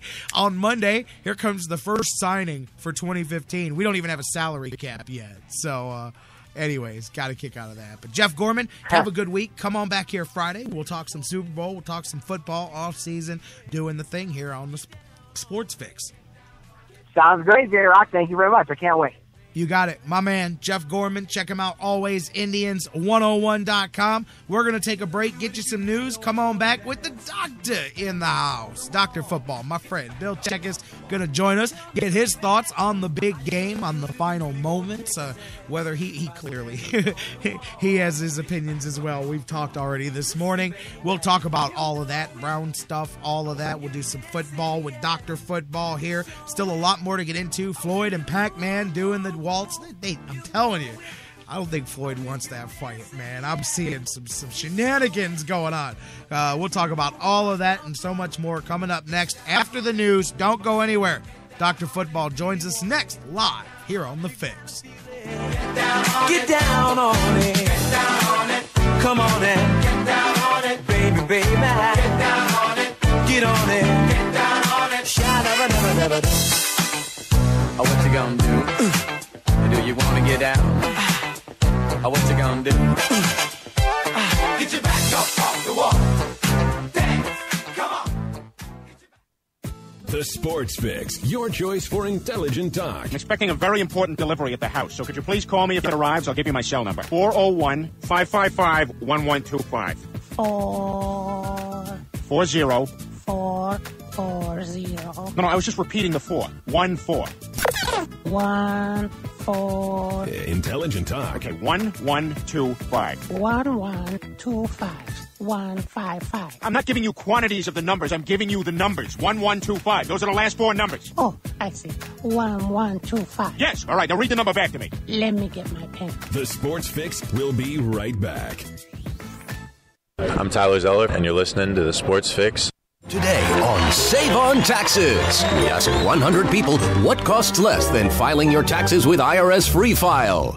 A car seat. Oh, a pair of shoes. The correct answer is nothing. When you use Free File, you get brand name software, tax prep, e-filing, and help with the new healthcare provisions, all for free. So, did we win anything? Everybody wins. freefile.irs.gov. It's fast, it's safe, it's free. Business owners and professionals, do you want to take your business, your product, your team, your event to the next level? You want to advertise right here with the Sports Fix. Our listeners are among the most loyal listeners, terrestrial or internet. The Sports Fix universe is not only the radio show, but tens of thousands of fans on Facebook and Twitter. Email me, Jerry Myers, thesportsfix@AOL.com. That's thesportsfix@AOL.com. And let me help you swing for the fences and hit it out of the park right here on the Sports Fix. Whether it's an oil change or a new set of tires, Quick Lane at Valley Ford Truck has you covered for your car care needs. They're your neighborhood quick service experts. They also offer a low price tire guarantee. Choose from 13 brands, and if you find the same tires at a lower price within 30 days, Quick Lane at Valley Ford will refund the difference. 5715 Canal Road, right under the 480 bridge in Valley View. Come see why life is better in the Quick Lane. quicklane.com/Valley Ford Truck. Portions of the Sports Fix brought to you by Harry Buffalo. Harry Buffalo, join the herd. News break. Good morning, I'm Bob Picozzi. They've already won 2 more games this season than they did last season, and they have 33 games left. But the Hawks' winning streak is over at 19, and 13 rebounds in a 115-100 New Orleans win over Atlanta last night. Hawks guard Kyle Korver says nobody's hanging their heads. We knew we weren't going to win every game the rest of the season. It was going to be lost at some point. It's a great accomplishment. We learned a lot about ourselves. We won a bunch of games. I thought we grew in confidence. At 40-9, the Hawks have a 9-game lead in the NBA Southeast Division. The Cavaliers extended their winning streak. It's now 11. Following a 97-84 win over Philadelphia last night, Kyrie Irving led Cleveland with 24 points. 21-0 Kentucky tries to remain undefeated tonight when the top-ranked Wildcats host Georgia, 7 Eastern time on ESPNU. Marcus Thornton, who leads the Bulldogs in scoring, will miss a second straight game because of a concussion. The Atlanta Falcons will introduce Seattle Seahawks defensive coordinator Dan Quinn as their new head coach. That will be at a news conference at noon Eastern time today. Buying razors at the store shouldn't feel like getting punched in the gut. If you're sick of getting beat up by high razor prices, do something about it. Get amazing razors and grooming supplies delivered from DollarShaveClub.com for just a few bucks. That's DollarShaveClub.com. You're listening to the Sports Fix.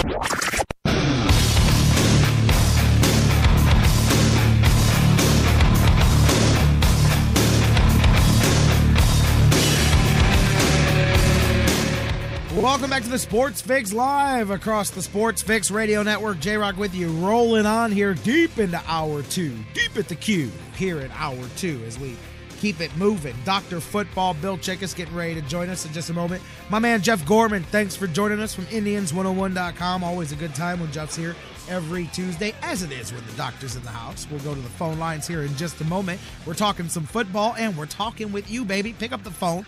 Give us a call. We can't take it live. We're recording your takes instant. You don't even have to waste any time talking to the operator. Call the hotline. Leave your take. We'll play it live as it airs here throughout the week. 216-539-7535. 216-539-7535. Keep that in mind throughout the week, the weekend, the off-air hours. You can always use the hotline, 216-539-7535. Facebook and Twitter. Do the social media deal with us. Facebook.com/TheSportsFix. Tweet with us at TheSportsFixCLE. And you can email us, TheSportsFix@AOL.com. And as I get ready to bring the doctor in, talking some football, I was getting ready for the show here, you guys, and came across one of those. You guys know I'm always checking the financials, the different things and all that stuff. And I saw about the betting, the wagering going on for this one in Nevada. The sports books won. What do you know? When you bet with the casinos, the house always wins. Sports books this year came out $3.2 million on the plus side of nearly $116 million wagered on the Super Bowl. However, casinos caught a break because had Seattle scored at the end of that game, it would have swung the complete opposite way, and it would have been a whitewash for bettors getting a huge victory there because of all the money that came in late on the way the game went out. But I'll tell you, I got a kick out of this one line, and I'm like, you know what? I got to share this one on the show because it's a world that I don't live in. I'm positive none of us live in here. I think we're all in this group here, and I got a kick out of it, though. The executive director at one of the casinos said that during the day, Sunday, a unnamed casino guest, and they don't even speculate who it is or tell you who it is or anything, a couple hours before the game, pulls the director aside and places a $1 million bet on the Super Bowl. I mean, seriously, forget all the other stuff about gambling. That's a different level of life right there. When you can say, give me $1 million. Imagine Dr. Evil saying it. $1 million. But could you seriously imagine dropping? That's not a Sawbuck, baby. That's not a C-Note. That's not a Franklin. That's nothing. That's $1 million on the result of a football game, man. That is insane money. And the exact amount, to be honest, was $1.22 million with the additional fee that was added in on that. But a $1 million bet that was paid off, by the way, because the bet came in on the Seahawks. But the guy said it so nonchalantly. He goes, yeah, guy doesn't really bet too much, grabbed me and said, I've got a gut feeling about the game. Drop $1 million on this bad boy. Anyways, man, we'll pick up from there. It would be nice to be that guy. If I'm ever that guy, we'll have some more fun. I'm cutting you guys in on life. Trust me. We'll all have some fun together because that's how I roll. This is how we roll, Dr. Football, on Tuesdays, talking NFL. Let's do that. I've talked so long, the Motley Crue song's almost over. Let's go to the phone lines. Dr. Football in the house, Bill Chachkes. I'm guessing you didn't drop that million either. That wasn't you, was it? $1 million? You know? Could you imagine that, Bill? Seriously. Seriously. Not me, J-Rocc. I don't have that kind of money. I mean, could you imagine being that guy? Like, because we're not even talking about being a millionaire, because having $1 million is nowhere near the same as having so much money that you can't think of. If you were to gamble, and I know a lot of you don't gamble, some of you do, but when you do, think of the percentage of what you would gamble compared to what you make in a year. It's probably nothing. You know what I mean? It's a tiny, minuscule. This is what I can afford. For some people, it's $20. Some people can go drop $100. Some people can spend $500 on the poker table, and that's it. Imagine in your discretionary income, Bill, having $1 million to just go, man, oh, hell, I'm going to bet on the Super Bowl. Give me $1 million on the Patriots over there, man. That's a level of life that I don't understand, man. You know what? I was in the casinos because I'm in Vegas every year for a week for the convention for the other sports media that I do. And for me, the big thing was Friday night after Ruth's Chris Steakhouse, J-Rocc, I spent $20 on the quarter slot machine to win 26. That was my There big you night. go. There you go. You're happy. You're like, I'm up $6, man. Let's do it, man. Let's, and man, I mean, that was enough to buy me 2 liters of Diet Pepsi. And you're happy. You said store there in the hotel. I was. You happy. said, hey, I didn't lose. I'm happy. I didn't lose, man. I'm going to take my $6 and I'm going to go back to the hotel, man. But no, I'm with you, man. When the guy said it, and it was just such a nonchalant thing that I'm like, yeah, he must hear that every day. Hey, I don't usually bet on the game, but oh, man, give me $1 million on the Patriots. What the hell, man? I'm going to take a bet. Like, get out of here, man. I also thought it was really funny. That as I was going back to the room, there were these 4 girls, and they were lining up to go into the glass doors where all the high-limit games are, and they were trying to figure out between them how much money they had for one of them to play. Oh, yeah. Oh, hey, look, when I was younger, I've been there before, too. You get a group of people together, and you go, okay, between us, we got $300. So-and-so is the best poker player. Go in there and double our money. Go. go win enough money that the rest of us can come play with you. I'm not going to lie. I've done that before, too. I thought you were going to tell me them girls were following you because they saw big money over here hit on the slot machine, and you all of a sudden had the girlies following you around. They were like, $6, big money right here, baby. Yeah, I know how it is, man. I know how well, it is. I will tell you one thing, J-Rocc. One person I did not see in the casinos that week, even though there were a lot of celebrities in town that I mentioned, I did not see one young Mr. John Manziel at any of the in either of the two casinos I passed through, either in Harrah's or in the Venetian. So, yeah, well, that he won't be seen in any casino for a while now. As last week before the Super Bowl, and we'll jump into that here. You know, he's put himself in a treatment. I don't even know what word to use. Treatment for issues that he needs to deal with. As the statement said. So we'll get into that here. Dr. Football. Before we do, though, let's stay. We're talking Super Bowl, people betting crazy amounts of money and all of that. What were your thoughts? Start with the game. What was your thoughts on the game? Well, I thought it was a very well-played, well-coached game. There weren't a lot of penalties. There really weren't too many missed calls. I was disappointed at the end result, obviously, as we were texting this morning, doing a little pre-production thing. As you know, being a born and raised New York Giants fan, I am not a New England Patriots fan at all. And I don't understand how Russell Wilson didn't have the foresight to call an audible there, even if Pete Carroll told him not to. Let me ask you. I would have audibled that pass play. I would not have thrown the ball into a crowd like that 1.5 yards from the goal line. Deion Sanders said the same thing after the game, and a lot of other people have said that, but I know Deion put his name behind it, like you just said, as far as putting it on Wilson to check out of that. And I hear you, because obviously, you can point to certain guys and say, well, this guy definitely would have done it. But for all of what you want to say about what Russell Wilson has done so far, and I love that kid. I really do, man. Everything on the field and off the field, I dig about Russell Wilson. He's also a younger player still. I mean, he's still, he's been to 1 and won 1, and now he's been to 2 and won 1 and lost 1, but he's still, I don't know, on the 1 yard line, with the Super Bowl on the line, that Russell Wilson felt he was in a position to change the play call. But maybe so. I could be way wrong. You're at the highest level of the highest sport and the biggest game. Maybe that is your job, and maybe that is all on Russell Wilson. But, man, that's a hell of a call, too, to make there, too, because, you know what I mean? There's a hierarchy there, but there's a lot of people that have said that.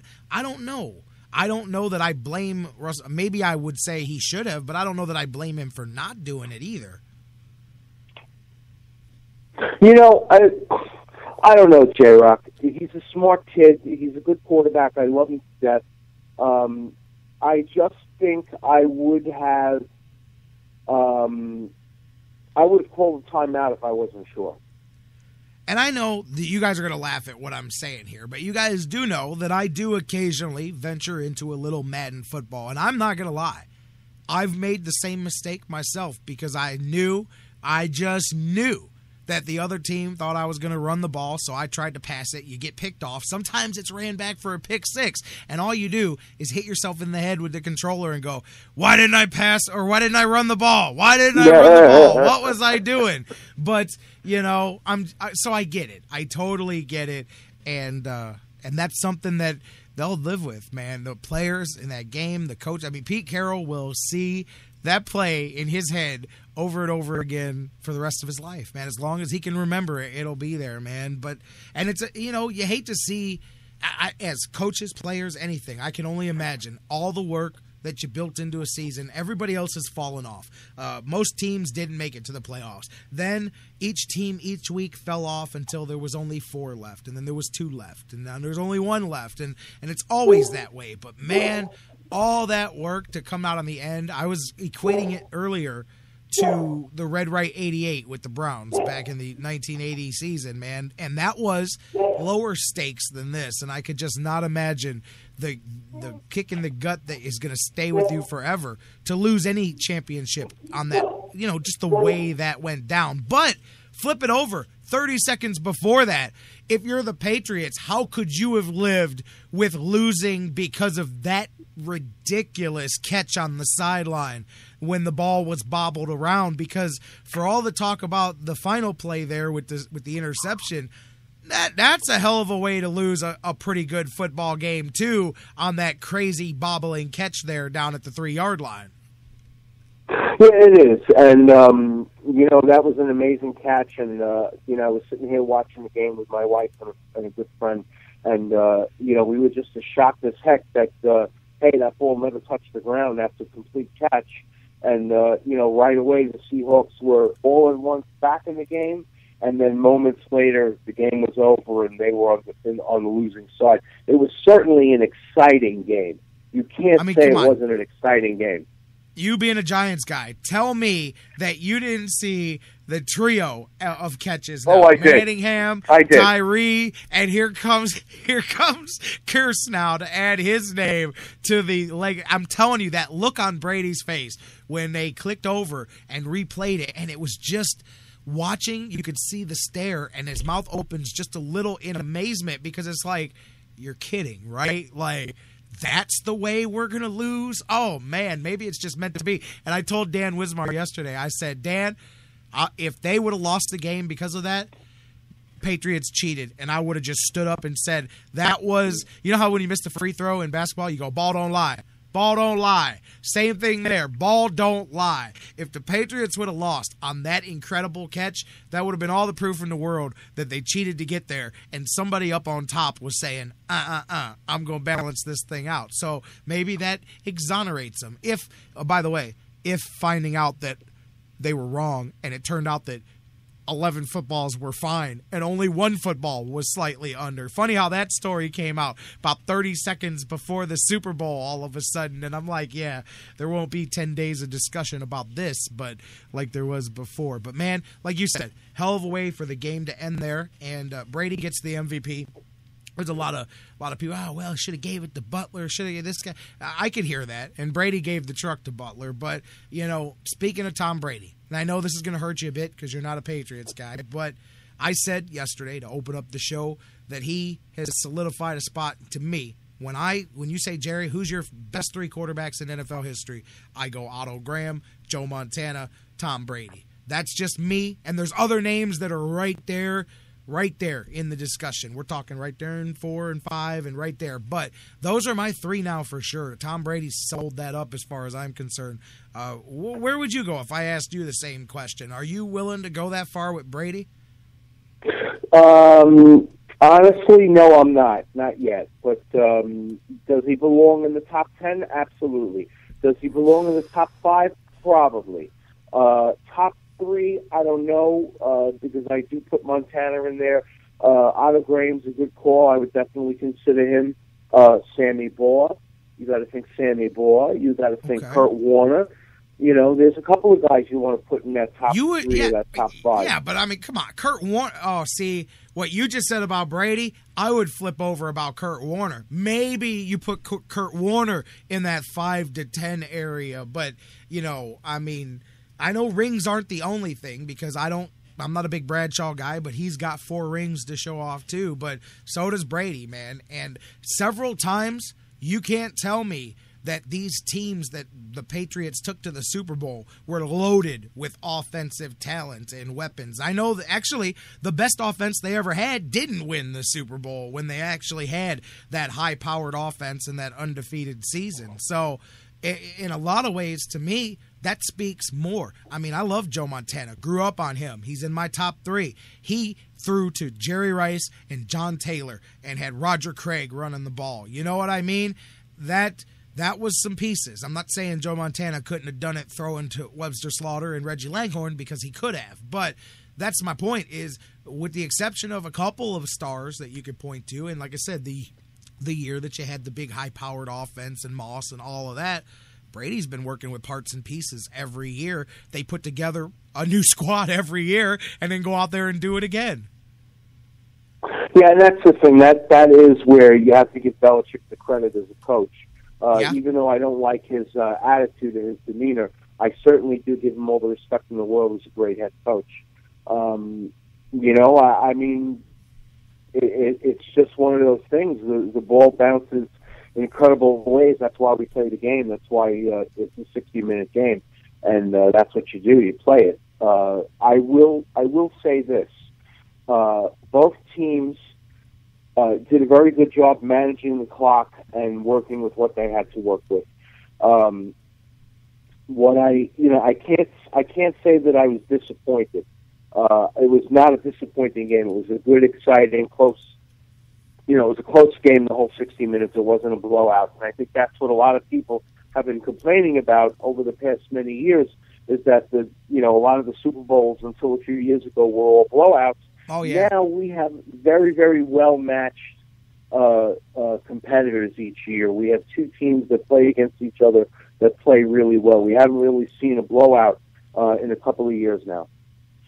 I agree. And I would put this one in the top 5 Super Bowl games as far as my memory. Obviously, I may be slighting a few, but it's right there as well. And Belichick, too, I think, just like you mentioned, Brady, top 5 coaches of all time, no doubt. I mean, when you say best coaches of all time, Belichick's got to be in there with your Paul Brown and Vince Lombardi and, Bill Parcells, some of the I know I'm leaving because I'm literally just going off the top of my head here, but Bill Walsh, a lot of different guys. I mean, you can go 5 or 10 deep there, but I think no doubt in my mind, and both of those guys, to wrap that up, Brady and Belichick, both no doubt first ballot Hall of Famers when their time comes for that, wouldn't you say? Oh yeah, but you have to be disappointed that a couple of first round ballot guys that didn't get in. Well, we were going to get into that. That's why I brought that up, my man, because I was going to segue right into that because you just mentioned Kurt Warner. Other stuff that goes on during Super Bowl weekend, they name all the awards and they name all of the Hall of Fame guys. And yesterday, Dan Wismar and I were bouncing some of this around, and two of the biggest not debates that we had, but questions that we had, we're both in agreement, and I'd love to get your thoughts, is let's start with Kurt Warner, since you brought him up there. I can understand the thought process between people that are not necessarily 100% behind. Now, I like Kurt Warner. He went to 3 Super Bowls. He won 1. He's won 2 MVPs. I watched his whole career. I love the story that he came off of the grocery store aisle and all of that stuff. And he's obviously respected enough that a few weeks ago the Cardinals tried to get him out of retirement to come guide their playoff run, as we talked about last month. So, an undrafted guy to go on and have the career that he did, I'm with it. And I do think that he'll eventually make his way. But to me, he wasn't the no-brainer that some people make it out to be. I can get the discussion, and I can totally understand why some people are hesitant to put him in, But then some people get mad at me. They go, the greatest show on turf. And I'm like, yeah, exactly. I get it. He had a good 2-year run, but so did Bernie Kosar. So did a lot of guys. I just threw that off the top of my head. So did a lot of guys. And, he made 4 Pro Bowls in 12 seasons. That's a very good career. Very good. But is it a Hall of Fame career? And that's really the question. A lot of people saying the same thing. They want to know why Dan Fouts is in. He doesn't have any Super Bowl rings. Yes, I agree. If he's in, then Warner should be in. No, I agree with you. If he's in, that's where your Warner argument gets a whole lot of steam there, too. Right, but maybe not a first ballot when you consider some of the people that have gone in recent years in the first ballot. I think there are a lot of guys personally that have been left out, and I'll throw 2 names out to you that really deserve to get in, and they haven't even been nominated in recent years. Joe Klecko definitely deserves to be in the Hall of Fame. I don't care what anybody says. Joe Klecko deserves to be in the Hall of Fame. Played in the modern era, the only guy that made the Pro Bowl in all 3 positions on the defensive line. Yeah. And to be honest with you, I really think it's time that a few more of the old Packers of the 60s get in also. Well, yeah. I mean, that was, obviously one of the forebearers to everything here. Lombardi's teams and that there, definitely. While we're talking about some guys and, a lot of people you went over so many people's head with Joe Klecko from the Jets. But, He was part of the sack exchange, man. You know, and who else did he play for? No, he just played for the Jets his whole career, didn't he? Right. I think he had one season with Pittsburgh at the end. But he had one big bad season. If I remember right, he had like one monster season sack-wise. Yeah, you know, a lot of people paid more attention to Mark Gastineau than him. That was the thing. You know, Gastineau got all the glory being coming in from the outside, and Klecko played most of it on the opposite side and in the middle. Yeah, Gastineau. I remember such a big deal about him. But, okay, I got it pulled up here. Yeah, he had one season where he had 20 and a half sacks, and that was a big one for him there. And, I can hear you there. Let's talk about somebody that missed this year. This was the other big one, and I think what made it stick out more was that another offensive lineman did go in, and I was leaving Orlando Pace off. I mean, to me, Orlando Pace, he was the first offensive lineman drafted number 1 in decades. What was it, 30 years that nobody had drafted an offensive lineman at that position.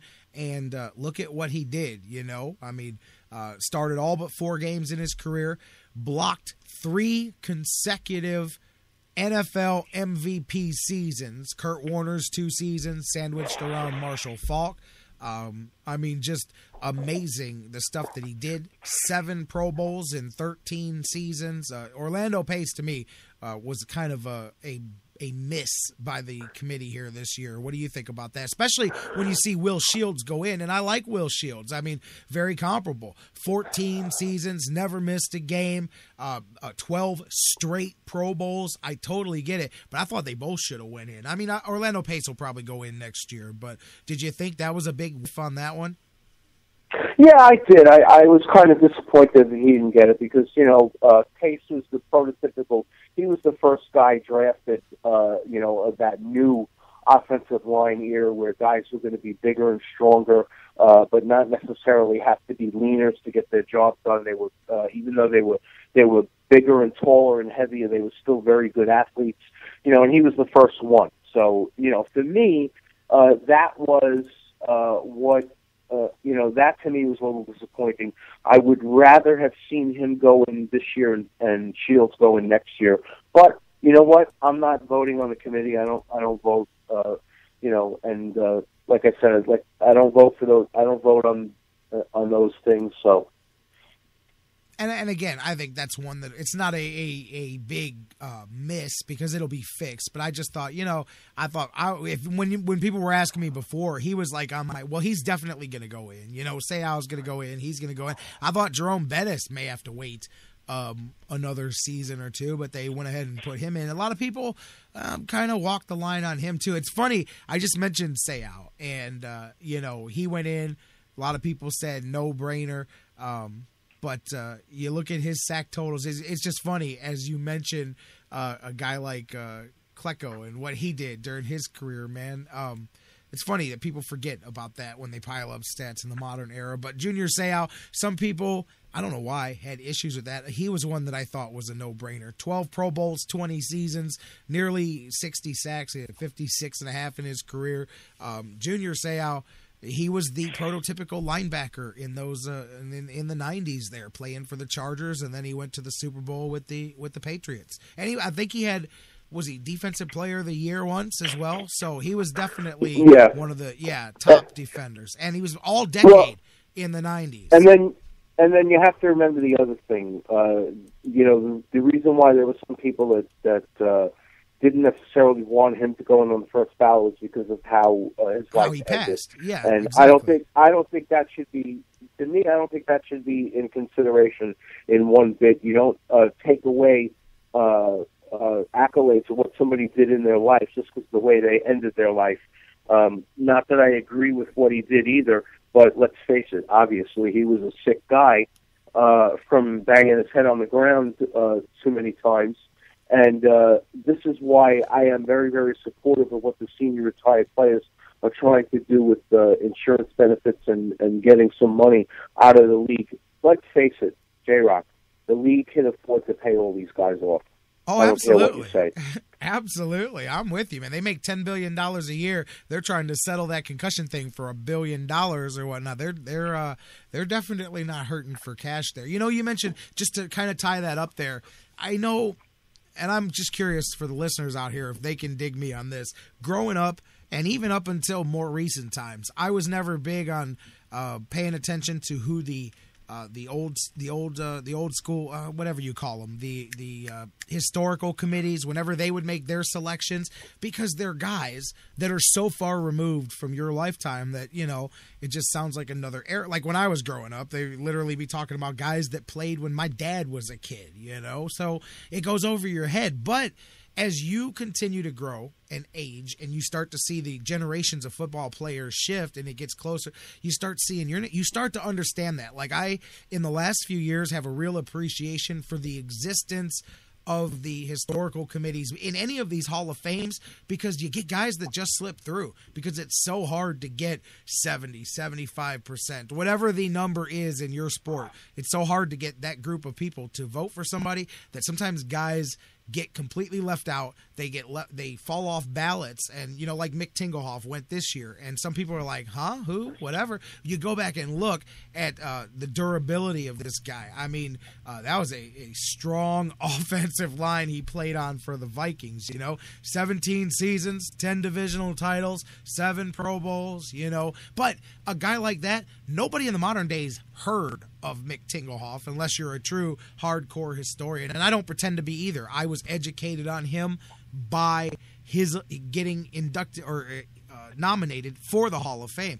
But having those historical committees, they're able to add those players that somehow, for whatever reason, fell through the crack. 20 years from now, we could be talking about, we won't be, but we could be talking about Marvin Harrison, because you just mentioned how people take the off-the-field stuff and tie that in. Marvin Harrison, one of the reasons some people don't necessarily vote for him, some of the off-field issues as well, whether he was a part of a system there with Peyton Manning and all of that. So maybe a guy like Marvin Harrison never gets the right percentage, never gets more than 40 or 50% for 20 years, falls off the ballot.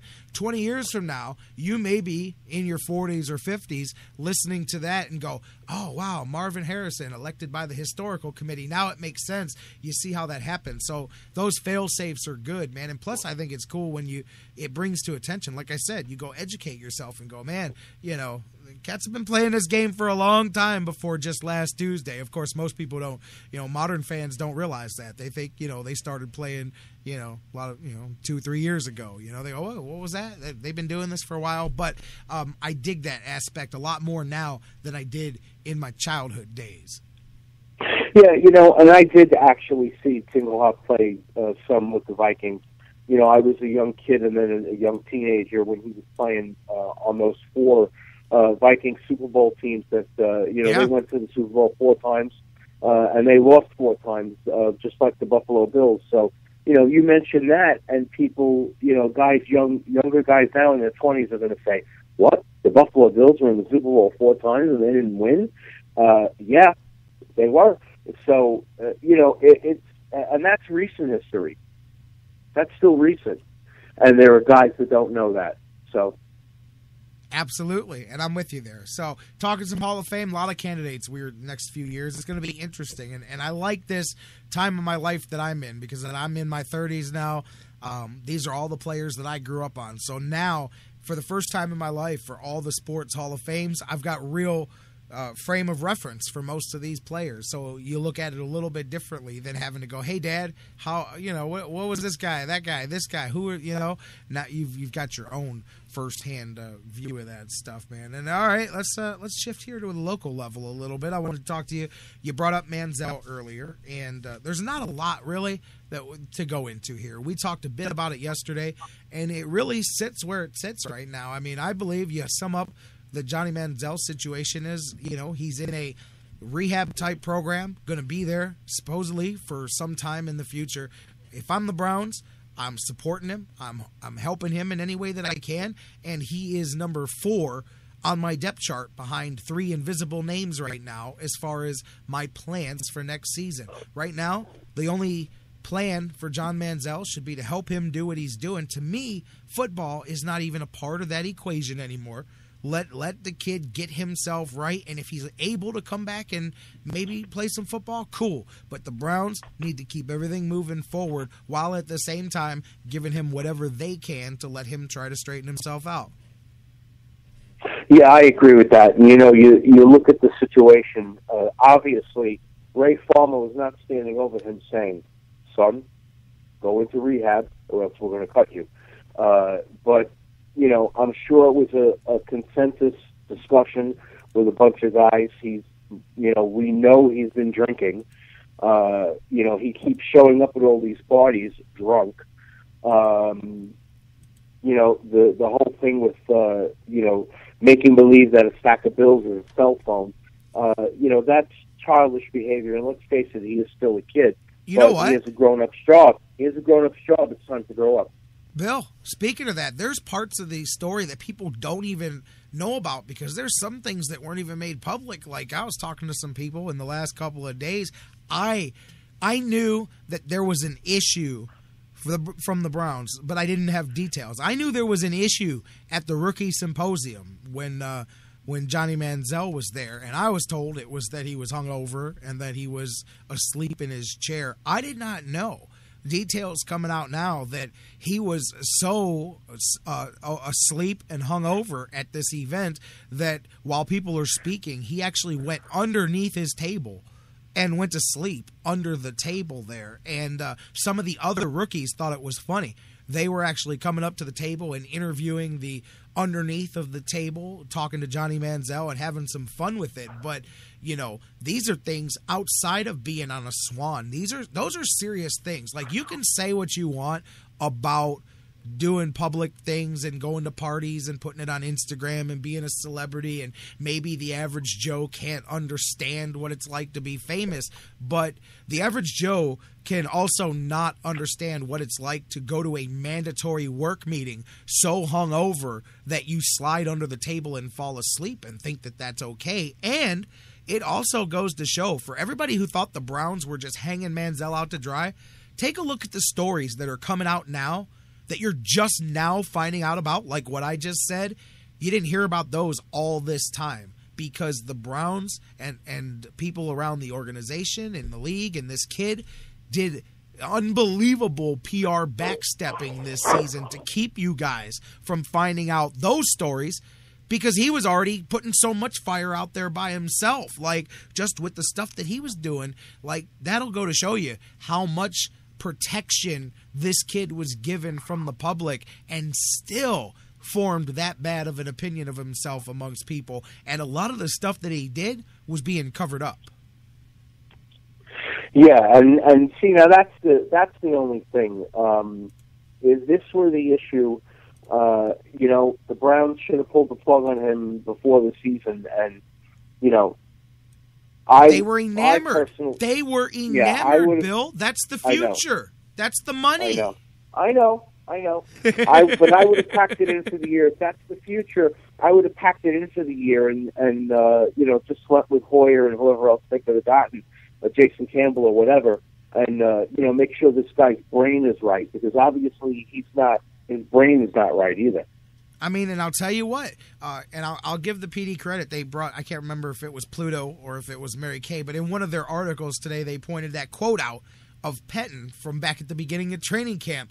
This goes to show you that the Browns were fooling themselves. I think all along, just like a lot of the media saying, well, it's the offseason, and once football comes, this kid will get serious. He's Johnny Football, this, that, and the other thing. Because Pettin's quote from the beginning of camp was, well, at this point, we think it's just, Johnny against the playbook. I mean, really, other than that, there should be nothing to stop this kid, and so on. And meanwhile, they knew they were being disingenuous because they already saw what was happening, but they were fooling themselves. They weren't just protecting Manziel. A lot of them were protecting themselves, because that doesn't exactly look good on a first-year general manager, that his big draft pick here is causing all of these problems and doing all of these things, and you're going to pass this buck over to your first-year head coach and let him deal with it as well. And obviously, the rest, we know how it blew up, but all of that stuff is just even more telling and even more of a of a red light now when you look back and go, man, all of this other stuff was happening behind the scenes with this kid, and they were still dead set on moving forward with this all the way up until Cincinnati. All the way up until then, it was full steam ahead with the good ship Johnny Football. And at that point, the ship hit the Titanic, and nobody could bail fast enough. And now everybody's off, and everybody's going, look at those are the people still on the Titanic while it's sinking over there. But you were all on it when it hit the iceberg, Browns people. I'm just going to tell you that now. But, think about all of that, man, and ran dead smack into it. That is the part that scares me, because otherwise, I kind of dig Ray Farmer and what he's done so far, and I really like Mike Penton. But the fact that now we know all that, at that point, what you're telling me is that you would rather run the Titanic into an iceberg rather than admit you made a mistake and veer off course. And that is a recipe for failure. Yeah, that's true. And that is definitely 100% true. You instead of, sure, the kid has talent and the kid has potential, but at that point, you should have put the brakes on in July and said, hey, wait a minute. This is not the kind of behavior we expect from a guy we just paid millions of dollars to, and you need to get yourself together. But again, this is stuff they should have known. They did their, quote, supposedly did their due diligence, and, they have their former policemen and their former FBI guys that work for the team and work for the league doing security. They should have known about this kid's behavior at school. Absolutely. Absolutely. And you know what? Earlier in the show, I'm just going to ask you this, and we don't have to do a ton of this right now, but you can give me maybe just a little thought, and then you and I can go into this more in the next couple of weeks. But obviously, Johnny Manziel, to me, like I said, number 4 on the depth chart, meaning he's not even a part of your consideration right now. Browns have some work to do. We know about the Brian Hoyer situation. He's out there. He's available. They've got Connor Shaw. They've got draft picks here. There's a lot of things to do. There's free agents. I asked people earlier. I said, give me if you don't want Brian Hoyer, somebody's got to play quarterback for this team. Who's better out there that you got? And I've pulled up the list. There's 33 free agent quarterbacks, 32 if you count Brian Hoyer off the list. And a handful of them are restricted. The rest are unrestricted. And I'm looking at them here. And again, here's the names you're looking at, guys. Tell me where this big upgrade over Brian Hoyer is, because I'm willing to listen if you can give it to me. But let's see. We got Matt Moore, Jake Locker, Michael Vick, Kyle Orton, Matt Hasselbeck, who's 40 years old, Christian Ponder, Mark Sanchez, who some people are intrigued with, I'm not, Blaine Gabbert, Sean Hill, Jason Campbell. Hey, he was just here before. We could always do that again. Tavares Jackson, who can't even win a backup job in the NFL anymore. Matt Flynn, remember the big deal about him a few years ago. Ryan Mallett. Now, I won't lie. Ryan Mallett has intrigued me ever since he's been a backup in New England, because he's big, he's got the big arm, and he's got the same growing up in the New England system that Hoyer had. I do like Ryan Mallett, and I wouldn't be against Ryan Mallett and Brian Hoyer and Connor Shaw being the 3 quarterbacks that you brought into training camp, because I think that could work. And you got 2 quarterbacks who are both very familiar with each other, and the verbatim, the vernacular, all of that stuff. That wouldn't be a bad idea. Some people don't like Mallett. I'm intrigued by his potential, plus he's only 26 years old. Then you're really digging the bottom of the barrel. Now you're into the Jimmy Clausens, and here's Colt McCoy, and Luke McCown, and Austin Davis, and Tyler Thigpen, who couldn't even be on our practice squad. That's it. Where is the big abundance of these great or even better than average quarterbacks? Because I wouldn't take any of those guys that I just named over Brian Hoyer. I'm not saying they're not similar, but I wouldn't take any of them over Hoyer. So who's out there for the Browns to sign? No, and that's true. There is none. And you talk about Ryan Mallett. This is a kid who had some of the same problems that Manziel has. And true. I don't know, although, he's come a long way, and he's certainly been off the radar since he's been with the Patriots. He hasn't been in any trouble in the last few years. That doesn't mean that stuff's not lurking right below the surface. And let's face it, you could buy drugs in any big city in the NFL. It doesn't have to be New York or Washington or Philadelphia. You could drive in Cleveland where you could buy drugs very easily. And he's an admitted methamphetamine user. So that's something right there. Concern as well. I mean, again, of all those names, that was the only one that I went, okay. I mean, you want to kick the tires on Mark Sanchez, okay, but I don't see that again as a huge upgrade, especially when I mentioned why I would like to see another year with Brian Hoyer, because people keep saying, oh, you just want to do the same thing all over again. No, I don't. What I want to do this year is bring back Brian Hoyer with an off season to just get ready to be the quarterback and not worry about rehabbing a ruptured Achilles and spending his entire offseason rehabbing. I want to see what he can do with a full training camp and a full offseason, confidence from his coaching staff, and no looking over his shoulder for the Manziel money train. Now, I don't mean that I don't want him looking over his shoulder for a better quarterback. I do. I just don't want him dealing with the circus that we had last year. And if it doesn't work, it doesn't work. But I believe that there's a better follow-up season coming for Brian Hoyer. I equated it. Bill, you tell me. I said, how come when anybody is doing something for their first season, everybody says they hit the wall? When an NFL player starts struggling in about week 11 or 12, it's because they've never played that many games in a season and they hit the wall, right? Right.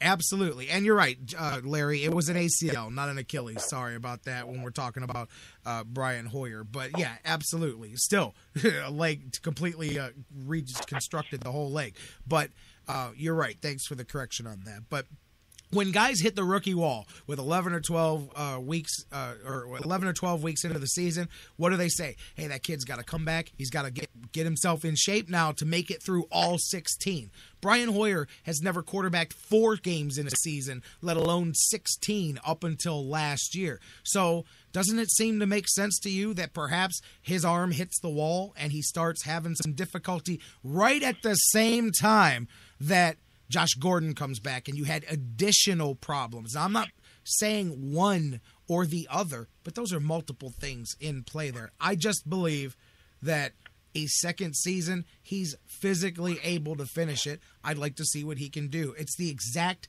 same thing to me. That was the equivalent to Brian Hoyer's rookie season as an NFL starting quarterback. Period. He had never prepared every week to be the quarterback, and he did a hell of a job with some bad circumstances halfway through until the wheels fell off down the final 6 weeks of the season. So I say, looking at it that way, I'm not just saying bring back the same guy in the same situation and let's do it again. That's a different situation. That's a guy preparing for his second season as the quarterback, and you also eliminate the external BS that was going on. And that's why I say there's nobody else out there that is any guarantee to be any better. Anybody of all those names we listed.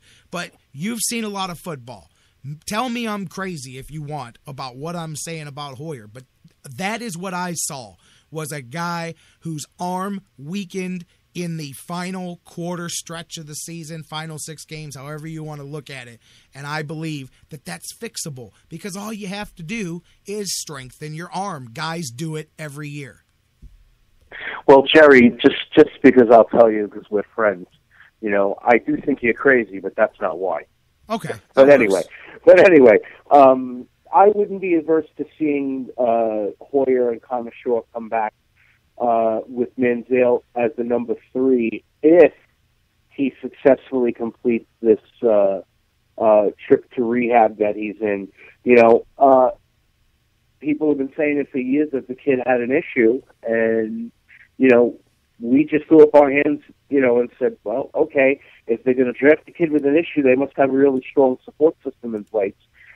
It's a lot different when you, and you're right, bringing Hoyer back, it's definitely not the same circumstance. He's the same guy, but he's not, hopefully, rehabbing from another injury, and hopefully there's no off-season injuries either. I would like to see what he could do with a full off season of preparation under his belt too. I think it's possible that he could lead the Browns to better things. I do, and if nothing else, that was the problem with Browns fans and a lot of the media, was when they called Brian Hoyer a bridge quarterback. They're so impatient that they wanted Brian Hoyer to bridge April to August. They didn't, what a bridge quarterback does is bridges 2014 to 2015 to 2016, when hopefully you hand off the baton to the next guy who's now ready to take it, who you've been developing for the past 2 seasons. But when we drafted Johnny Manziel, the Browns fan base and a lot of the Browns front office all of a sudden sped up their timetable and said, cool, Brian Hoyer can bridge us from minicamp till training camp and then pass the baton to Johnny Manziel in August. And that is the problem in a nutshell, is that a bridge quarterback is not there to get you through a couple months or maybe even get you through 1 season. He is there to bridge one crappy regime who has been rebuilt and give you time to find another quarterback. If you don't find it this year, well, he'll keep the ship steady and we'll look again next year. And hopefully we find him next year. What's the old adage? You draft a quarterback in every draft, even if you don't need one, just because you've got to be constantly looking for that next developmental quarterback. Yeah, and that's true. There's a lot that rings true to that, J-Rocc, and that's important because Farmer said, I have no problem going and getting another quarterback. I'm glad he said that, because if you look at the track record of a lot of GMs that go out and they get this supposed franchise guy, then they don't look for, they should be looking for at least a backup quarterback in, like you said, in every year, hence after they draft that guy. So, when a team doesn't go out and get a guy to back them up, at least to be there to back him up if he gets hurt or he gets in some trouble, what are you doing? You're really not protecting your team's ability to build. Right. It's a mistake that made Browns every year for the last few years. They still have yet to find one, which means even if you draft one now, you're going to need somebody to get you through the next 2 seasons or so until that guy is ready to play some ball. So you're still starting from scratch here this year. Hey, man, we'll talk about it. A lot of things, a lot of interesting things. But I wanted to read that list because earlier in the show, some guys, and actually I got to say, from the interactions that I get on our Facebook page, about 70%, 65, 70% are in the base where I'm at, which is I've looked around, I've seen the options, and short of trading for Tom Brady or Peyton Manning or Russell Wilson, I don't see where there's any savior on the horizon for the Browns. So fix the rest of the team. Find receivers, add to the offensive line, add to the defensive line, make the rest of the team better, and when you find a quarterback, cool. In the meantime, stick Hoyer back out there and just go with the flow and build the rest of your team. You don't have to stand still while you're looking for your quarterback and wait until you find your quarterback to move forward. Build the rest of the team, and then when you find your quarterback, you're dropping him into a championship team because the rest of the team is just waiting for a quarterback to come and put the whole thing together. And I think that's Ray Farmer's mindset this offseason is there's not a bunch of good quarterbacks out there, so we're going to decide on our guy. It'll either be Hoyer if he comes back, or it'll be a free agent, and that's going to be our good enough quarterback for now, and we're going to focus on making the rest of the team better. Yeah, no, there's no disagreement with that, J-Rocc. And as long as the Browns don't go out and draft somebody like Jameis Winston, your they may get Jameis Winston. Hey, man, I've heard that Farmer's got a thing for those quarterbacks up there. He may go after them, but I would hope not. I would hope not, because I'm not about trading draft picks to move up. Use both first-round picks. Use them both. Use all these picks in the first couple of rounds, man. Let's not do any of that monkeying around, man. The Browns are a handful of talented players away from being a player in this thing, so go get them. Go get a receiver, go get another linebacker, go get a couple offensive linemen, go get you a couple of defensive linemen. That should be what comes out of this draft, and maybe grab you a tight end as well, especially depending on how you feel about the health of Jordan Cameron. But shore up those positions. And I'll tell you what, Brian Hoyer will look a hell of a lot better next season just because, not even counting him, if you shore up the other positions as well. And if Alex Mack stays healthy, you'd be amazed how good the offense will look next season. Then again, they've got some and that's the other thing, got them tough defenses coming up next year. You got to make sure that you got at least a stable quarterback to help you get through, because it's going to be a tough schedule next year. Dr. Football, hey, man, can't wait. Let's start doing we've got the draft stuff. We got a lot of things to talk about each week as the offseason has now begun. Speaking of, real quick, I just saw they projected the salary cap space here coming up this season, and the Browns have the third highest projected salary cap space for next season at over $40 million, about $43 million. So the Browns have the third highest total of projected salary cap space coming up in the offseason. You know, and I think that only bodes well for them. It means that they can go out and get these guys, get the free agents they need, and get the draft picks they need, and get them, get them slotted in, for the next couple of years.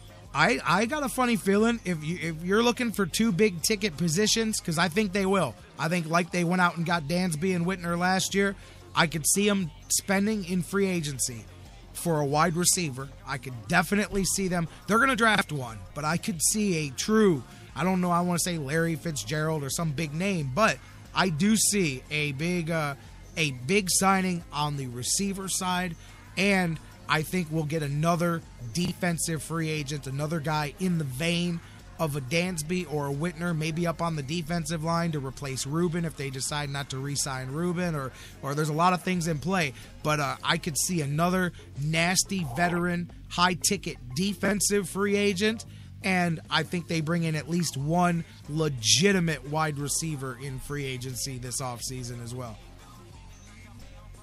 Absolutely, and that's how you move your team forward. You build up your skill positions around the quarterback, and you let the quarterback mature and develop. Absolutely, man. Grab you a right tackle somewhere in this draft and slide Mitchell Schwartz over to the guard position, or if you like Schwartz development, slide in somebody into that guard position. I like Greco, but either way, you got to have a little more depth. You need 7 starters deep on this offensive line because you're going to lose a guy or two throughout the season. Mack has shown that if he goes down, you are able to do some moving around, but they didn't have enough pieces, and the line fell to hell. So with that Mack injury, it showed that you got to add depth on the defense or on the offensive line as well. Dr. Football, let's pick up this conversation next Tuesday, my friend, and do the thing that we do every week. Yeah, man. You have a good week, and don't get too hungover from this Super Bowl because we'll be talking draft soon enough. Oh, I'm not, brother. I'm in full training mode, man. I haven't had a drink in months, man. I'm training hard. I don't put no extra carbs. No, brother. Do you have any idea how much a night of drinking can set you back when you're in hard training mode? No, my friend. It is. You don't even realize it because it's liquid calories. But an old friend of mine, personal trainer, used to tell me all the time. He'd go, you can train hard and eat right all week. One night out at the bar every weekend will undo everything that you did, and you won't even realize it. So, yeah, I'm in heavy training, man. But, yeah, I'm with you. We'll be good, and we'll be here next Tuesday. All right, man. You have a good one, and I hope you guys in the chat room are behaving yourselves. We'll talk to you soon.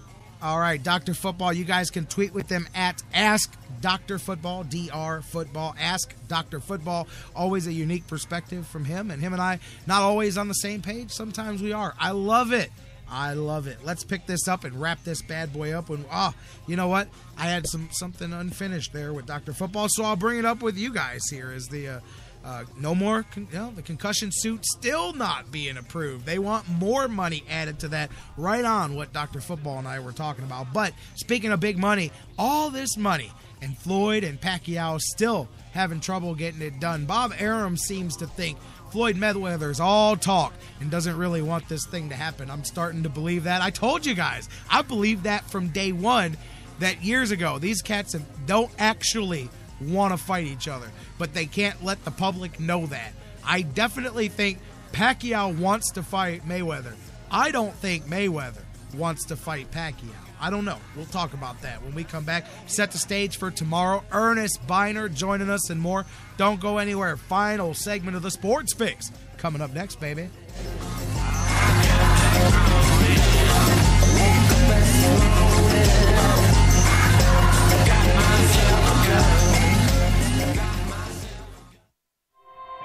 There's something kind of about a kid that's never played baseball. Throwing you the best sports commentary in town. The Sports Fix. Guys, want to take just a second as we head into this break and remind you about the official business printing source of the Sports Fix, our friends at Signs and Ship. Signs and Ship, I'm telling you, Chris and Pam, they've taken care of me since day one, and they can do the same for you. Whether you're a small business that's already been established and you're looking to grow to that next level and expand your business, or perhaps you've got an idea that you just know is going to be a great business and you need to figure out how to brand it and how to promote it and put it out there, Signs and Ship is the place for you. If you need a logo, they can create one for you. They have a fantastic graphic designer. Business cards, signs, banners, yard signs, mobile advertising, anything you can think of that you need to promote your business, they've got it at Signs and Ship. The best thing about them, too, is each of their locations, whether it's the home base here in Elyria, Ohio that I work with, or their spots in Virginia, Florida, and Pennsylvania, it's all local sourced. Very important to me because we all understand that small business is the lifeblood of the community. So check them out, signsandship.com, or call Chris and Pam today, 440-323-6060, the home office in Elyria, Ohio. Signs and Ship, quality printing at affordable prices. It's an addiction. The Sports Fix. We'll be right back. Fantasy sports lovers, you put so much time, hard work, and effort into playing week to week that it quickly stops being a fantasy and starts getting real. Real time spent making real decisions, creating real victory. I'm the greatest man in the world! And when the smoke clears, you want to show off those victories with a real prize. I mean, a really real prize. Nobody does that like Fantasy Jocks. The crew over at Fantasy Jocks have beautiful, high-quality, and heavy-duty championship belts, rings, trophies, and so much more for all your fantasy sports needs. The trophy's 12 feet high, and it is glorious! Football, baseball, hoops, you name it, they have it. Plus, they have awesome draft kits and party supplies to make all your preseason activities the envy of everyone. If your league needs a ring, belt, or trophy, or you want to upgrade what you already have, there's literally only one place to go. If you're going to be a fantasy jock, do it right. It's mine, the most magnificent belt ever created, and it's mine. With America's fantasy sports superstore, fantasyjocks.com. No football? No problem at Harry Buffalo North Olmsted. The excitement never stops. Every day of the week brings a different set of food and amazing drink specials. And now,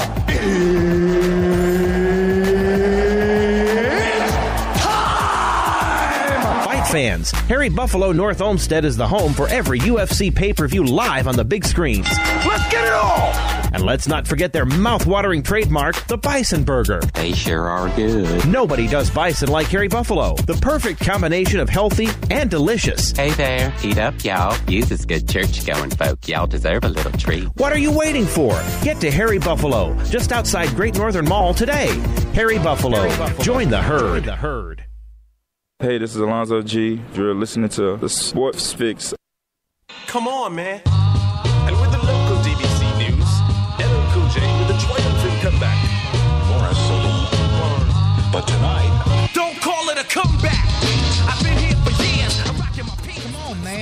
Come on, man. That's what people keep saying to Pacquiao and Mayweather. Come on, man. Because at this point, and I'm going to tell you, man, I think the general public is catching on to that. And if this thing falls through again, I think a lot of people will be on the bandwagon that I've been on for a while. Like I was saying before the break, that these cats don't really want to fight each other. It's like them two guys in the schoolyard that bark and yell and wolf ticket, all that all day long. But at the end of the day, they're worried about the other guy. They can't let you know, but that's like the other guy who may be as tough as them or may be able to beat them, or they don't want none of them. That's these cats, man. But they know that that's what everybody wants to see, and you can't be the guy who doesn't want the fight. So here these guys got close. They teased the public. They made it seem like they were right there. Now Bob Arum out there and is saying he's with Pacquiao Mayweather doesn't want this thing. I mean, he made some great points that there's literally issues that can be fixed 10 minutes. We could finish this thing. We could get it together. And instead, it's phone calls being returned hours and days later. And then when one issue's fixed, there's a second thing attached now that they want to change something else. And that's what negotiations do when the people negotiating don't actually want to finalize the deal. So who knows? Maybe by the time we come back tomorrow, they'll have this thing together. But like I said last week, and it looked like they were going to get it done. But if this thing doesn't happen this week, then it'll be another year because they're not fighting except on Cinco de Mayo weekend. That's Mayweather's thing. And so it'll be another year before they come back around. But I think now you get this close and back away, especially with the details that are out there, I think people are going to start to go, you know what? These cats are just wolf tickets. They're just posturing. Neither one of them wants to fight each other. And you know what? It's just another step in the de-evolution of boxing. I've said all along that I believe today, and it'll be much more prevalent in the next 10 or 20 years to where it'll be everywhere. It'll be the majority is MMA for especially the younger generation. Everybody 30 and under, and I don't mean everybody to a man, but the majority. That's their what my generation, actually I'm not that old, but the generation before me especially, boxing, that's what MMA is now. It is that. It's got that buzz, the stars, the fights that people want to see, that they get excited about, the big buy rates on the big pay-per-views, because boxing killed itself in so many different ways. It got corrupted, it got crooked, all the different things with the promoters and rigged fights and all of the stuff that went, all of the things. And then you didn't have star power. The few that you had was, you ride the wave, but there's only a Mike Tyson that comes along every generation. There's only so many.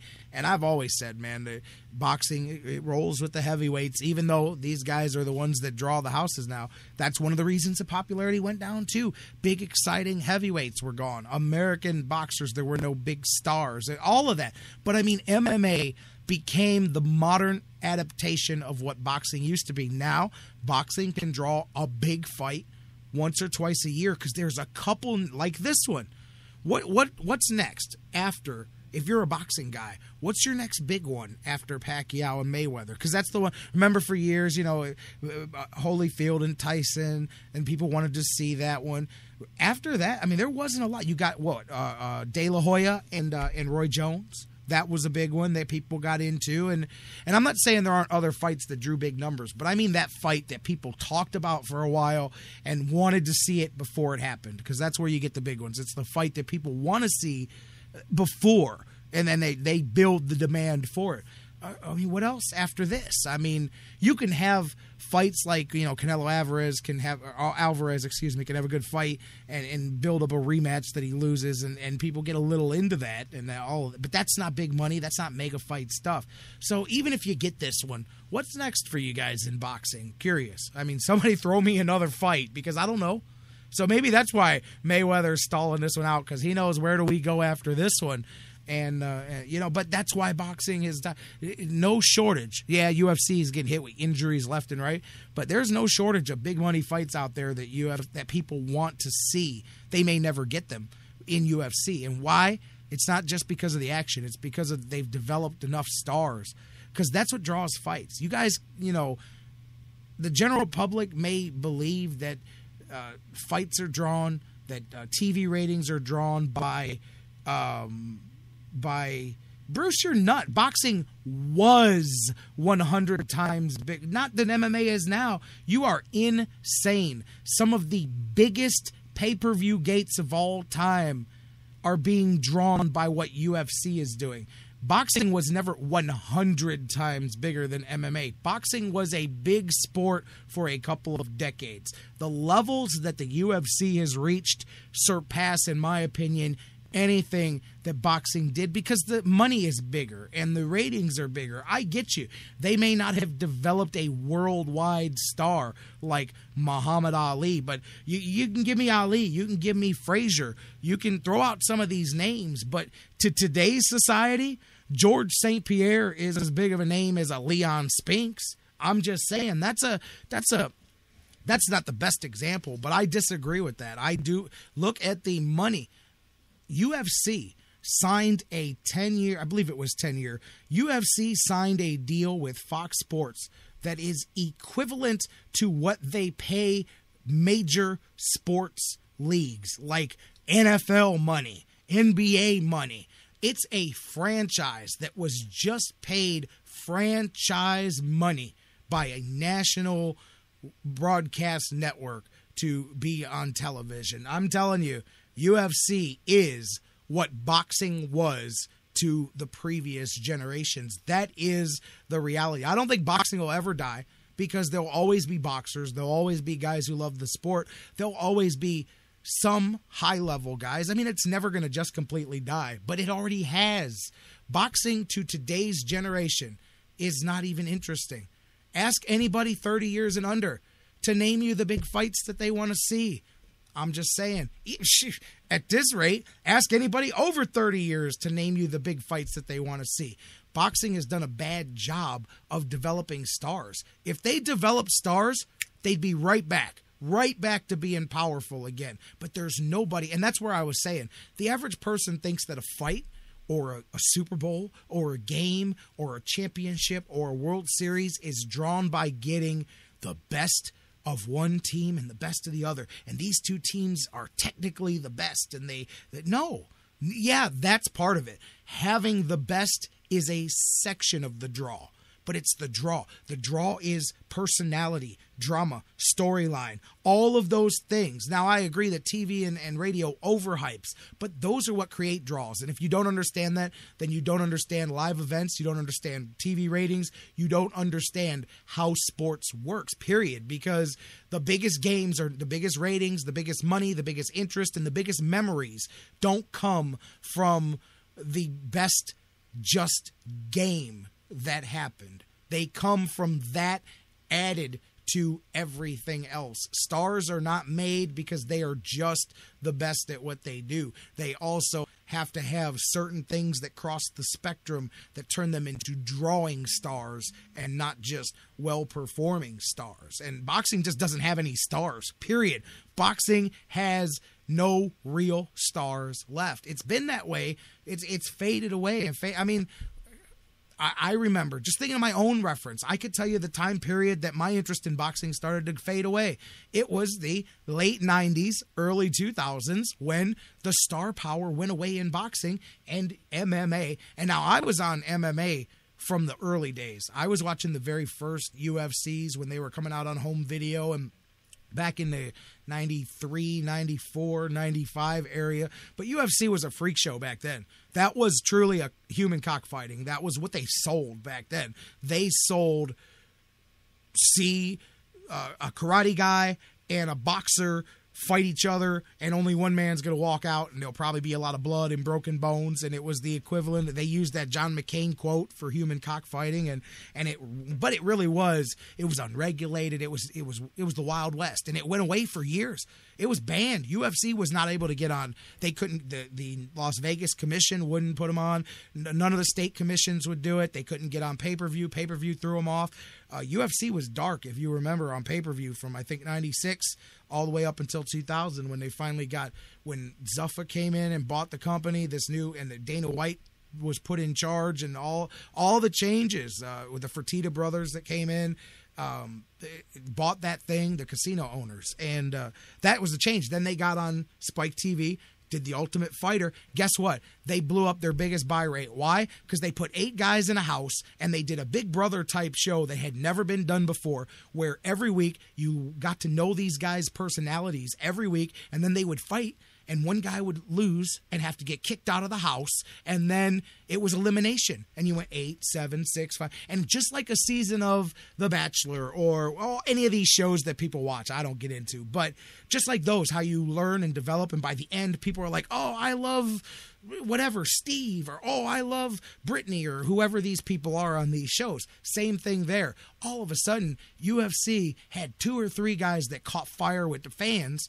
If you remember in those early seasons, it was Stephen Bonner, Forrest Griffin, Chris Lieben. Those guys caught fire with the fans because they had personality or whatever things that people saw in the house. All of a sudden, people were buying pay-per-views to watch these no-name guys fight because they were intrigued and they wanted to see it. And it exploded UFC. And then UFC took off from there, did their biggest buy rates under Brock Lesnar a couple of years ago. I mean, big money fights. And so anyways, and look, I loved boxing, and I wish now, if 2 guys with the star power, and I mean it, if 2 guys with the star power of Tyson and Holyfield came back around again, people would buy that fight. But that boxing doesn't have that. They've done a terrible job of developing young stars, and really, to me, boxing lives now by the light heavyweights and the Hispanic demographic. That is truly what carries a lot of their drawing power in the last few years.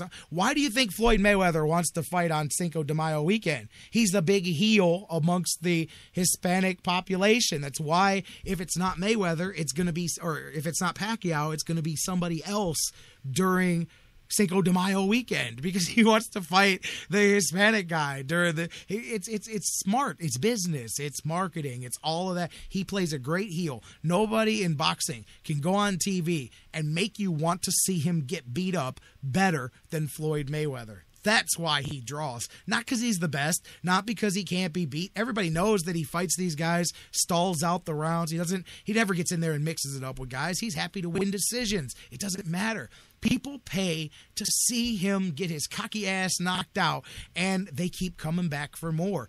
And he knows that, too.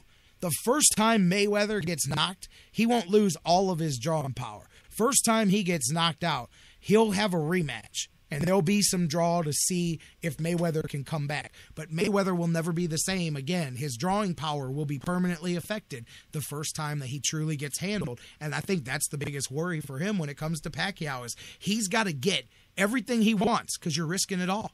You're risking it all. So you got to get what you can out of this because just in case. And I mean, that doesn't mean that he doesn't think he could win, but you have to know that somebody wins and somebody loses. And if it doesn't go your way, then you better be prepared for it to go the opposite way. Long story short, those guys don't want to fight each other. At least Mayweather doesn't want to fight Pacquiao necessarily. Now, they may get it done, but and you guys know where I'm coming from with as I make that example about UFC. That is the reality. I noticed it a decade ago, and I started, and I've been cognizant to MMA a lot longer than the general public, but I mean, you saw it coming in the late 90s, early 2000s as UFC started to build. And like I said, they started hitting some of those big buy rates.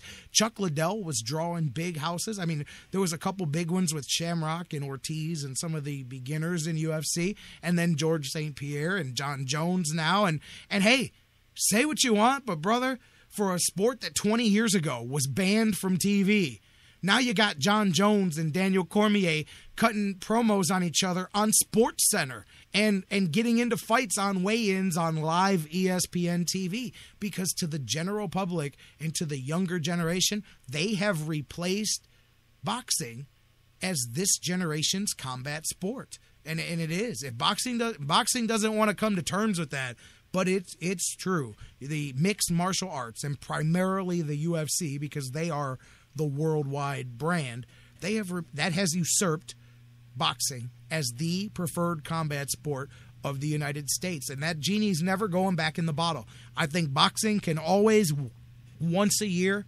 have a fight that people will pay to see. 850,000 to 1 million people will pay to see it. You've got at least another 3 or 4 more years of Mayweather fights, Pacquiao fights. I mean, nobody, big numbers aren't drawn to see the Klitschko's fight. I'm just saying.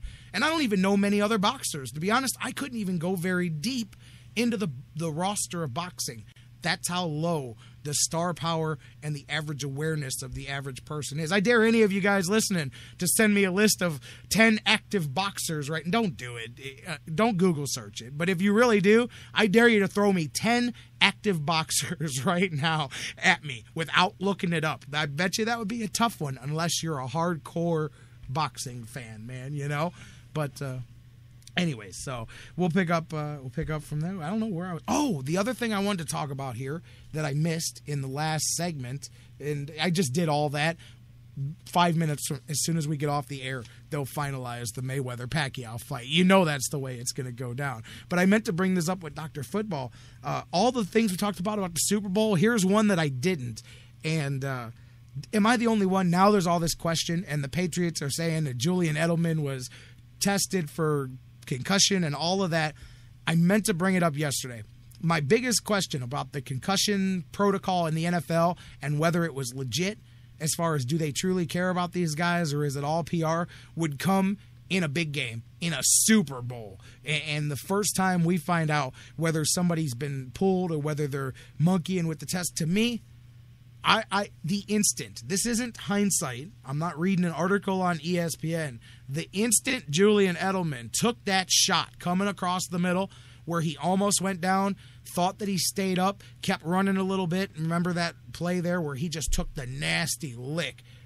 There's no way, the look in his eyes when that camera flashed onto him, he was knocked ridiculous, and he didn't even go, he was right back in and playing, and he looked like he was still loopy the next time that he caught the ball there. The Patriots are trying to say that he passed the protocol. I think that man looked like Colt McCoy while he was out there on the field after Colt took that shot from Harrison, man.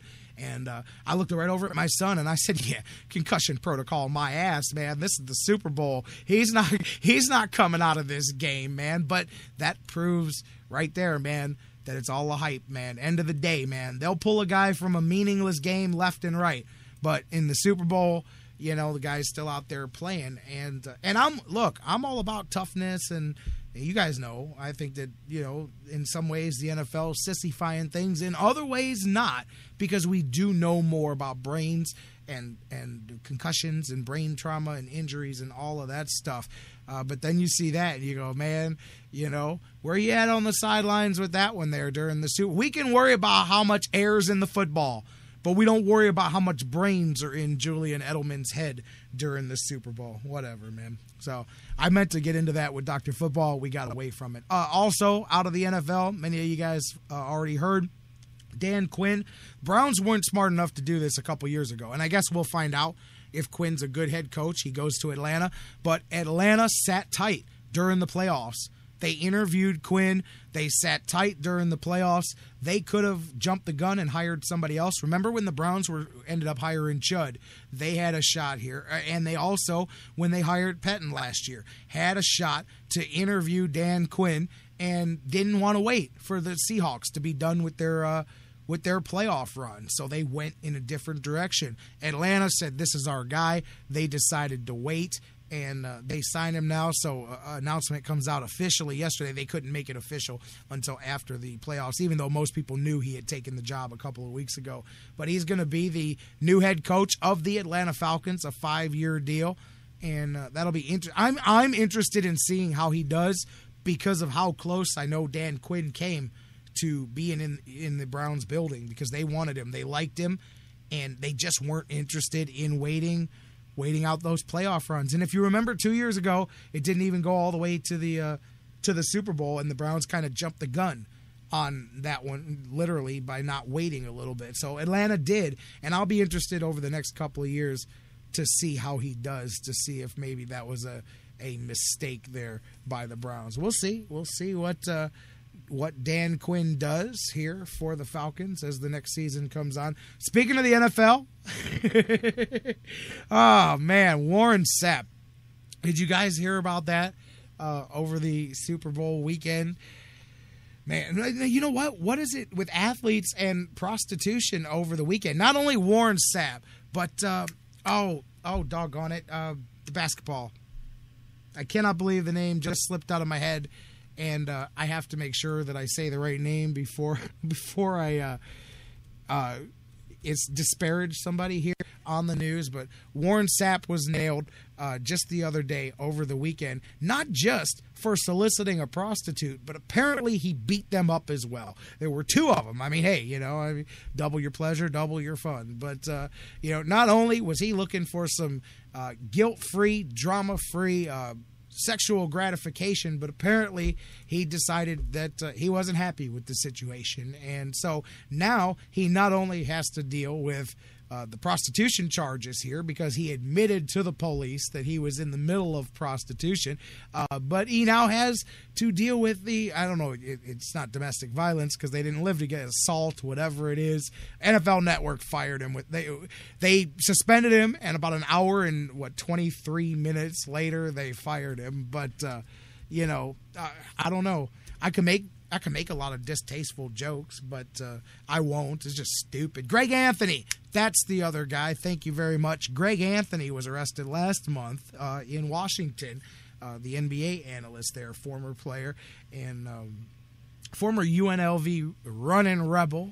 And I'll tell you what, somebody on Twitter joked, who would have thought Greg Anthony would be the first of those Rebels teams there to get caught for that. But yeah, man, players, it seems to be some. Remember, what's his name? When he came here from the Cardinals 2 years ago, hadn't even had time to have his first press conference with the Browns before he went on Craigslist and looked for a friend to hang out with him for the Quentin Groves. Yeah, the ink wasn't even dry on his contract before he hit up Cleveland's Craigslist to introduce himself to the women of the night. But yeah, Warren Sapp down for the count. And what's amazing, or not, because these guys sometimes are clueless, is literally the NFLPA specifically sat everybody down and warned them this year that the Arizona police, because this is a big thing around Super Bowl. Remember, there's been players busted before the Super Bowl game. The guy from the Falcons, Buchanan, a couple years ago, and a lot of guys have been in that instance over the time here in the area there of the Super Bowl. That's part of the Super Bowl party weekend. But anyways, they were all warned by the NFLPA that there was going to be extra crackdown on these guys. And sure enough, Warren Sapp didn't listen, and he found himself in some trouble. Big Warren. So yeah, fired from NFL Network, lost that gig, and there's a good face for the NFL during a Hall of Fame weekend is to have one of your Hall of Famers there live on TMZ. Big mug shot, and Warren Sapp's got some things to deal with here. Let's see. Speaking of, a great weekend for the NFL with players in trouble. The Aaron Hernandez trial continues. I wanted to check on this before we headed off the air because I was curious if anybody got thrown off over the weekend. Remember, they were allowed to watch the Super Bowl, but only if they had to promise to change the channel if Aaron Hernandez was mentioned or anything like that. So nobody thrown out for that, but while I was looking, I saw that they did toss a juror over the weekend. Apparently, they're not monkeying around with anybody who may have come in with a which it's so hard. How do you not have maybe you don't have a predisposition about whether the guy's guilty, but it's a public trial. There's nobody that can say they haven't heard about it or something in the news, in the newspaper. So it's not like you can go find 12 monks who a Sherpa will lead them down from the top of the mountain and they can say they've never heard about this trial. But apparently one of the jurors, word came to anonymously to the judge that they had spoken about the case, this woman, in the past few years and appeared to be incredibly interested in being on this jury. And you get that too. When you got famous people, sometimes people really want to be on that jury for one reason or another. Also, the juror was found to have discussed several pieces of evidence with other jurors that have already been ruled inadmissible in this case. So already have a juror tossed there, and that's so tricky. I don't know how you can do that in public cases. It's so hard to find, like I said, a group of people that haven't heard about it, haven't talked about it, haven't had their friends talk about it. That's tough. You could end up finding a reason to toss anybody and everybody. But I do believe you got to be careful. Whenever somebody is a bit too anxious to be on a jury, you never know. But it's going to be hard, too, like I said, to find 12 mountain men to come on down and say they've never seen it either. All right, guys, wrapping things up here. Cavs, well-deserved break for a couple of days, but sports rolls on. The Columbus Blue Jackets doing their thing here this evening, and my man Charles jump on me in the chat room every day. Hey, you know who plays tonight? Phoenix in Columbus, 7 p.m. Jackets trying to snap a 2-game losing streak. We'll see what happens with them tonight. Speaking of hockey, Monsters as well on the ice tonight. They wrap up their 3-game road trip. They're in Milwaukee. They took 3 out of 4 points over the weekend from league-leading Oklahoma City. Good run, a couple of overtime games for them. However, Milwaukee is probably the hottest team in the AHL. They're coming in 10-1, 0-0 over their last 11 games. Tough one there for the Monsters, but they're 5-1-2 as well in their last 8 games, and the Monsters have grabbed points in 5 games in a row. So closed the gap a little bit, picked up 3 points on OKC over the weekend. Monsters are 11th in the conference, 45 points right now. They sit just 5 points out of 7th place in the conference and a playoff spot. Of course, the top 8 teams make the playoffs. So Monsters are right there, one good week away from putting themselves right in the playoff discussion. So final game on this road trip in Milwaukee, 8 p.m. our time. Puck drops. Doug Plagans will be on the call of the play-by-play, so you guys check out Dougie P. Speaking of, he'll be on the air with us Thursday to talk some Monsters hockey. Tomorrow, as we set the stage for tomorrow, we'll not only talk about that Monsters game, get you set for the Cavs and the Clips show coming up, but Ernest Biner, legendary Cleveland Browns running back, is going to join us to talk about his great career, his time in Cleveland, his new book, Everybody Fumbles. I cannot wait, truly, to talk to Ernest Biner live with you guys tomorrow on the Sports Fix. Dan Wismar from the Cleveland Fan, he'll be with us tomorrow following up Ernest Biner. Should be a whole lot of fun. And tonight, hey, I'm not done on the radio airwaves. I will be actually tonight, tonight's game is an internet broadcast, but 1330 WINT Radio. I will be online tonight on WINTradio.com. I am the B game tonight. Yeah, I'm on the B team tonight. I'm the B game tonight. The Mentor game is on the radio dial. I will be streaming live, WINTradio.com. I've got Mayfield at Eastlake North tonight. Should be a lot of fun. You guys come check me out if you want. WINTradio.com. That's it, man. We're out of here. I'm going to get ready and head out to that game. You guys enjoy your evening. Lots of hockey action tonight.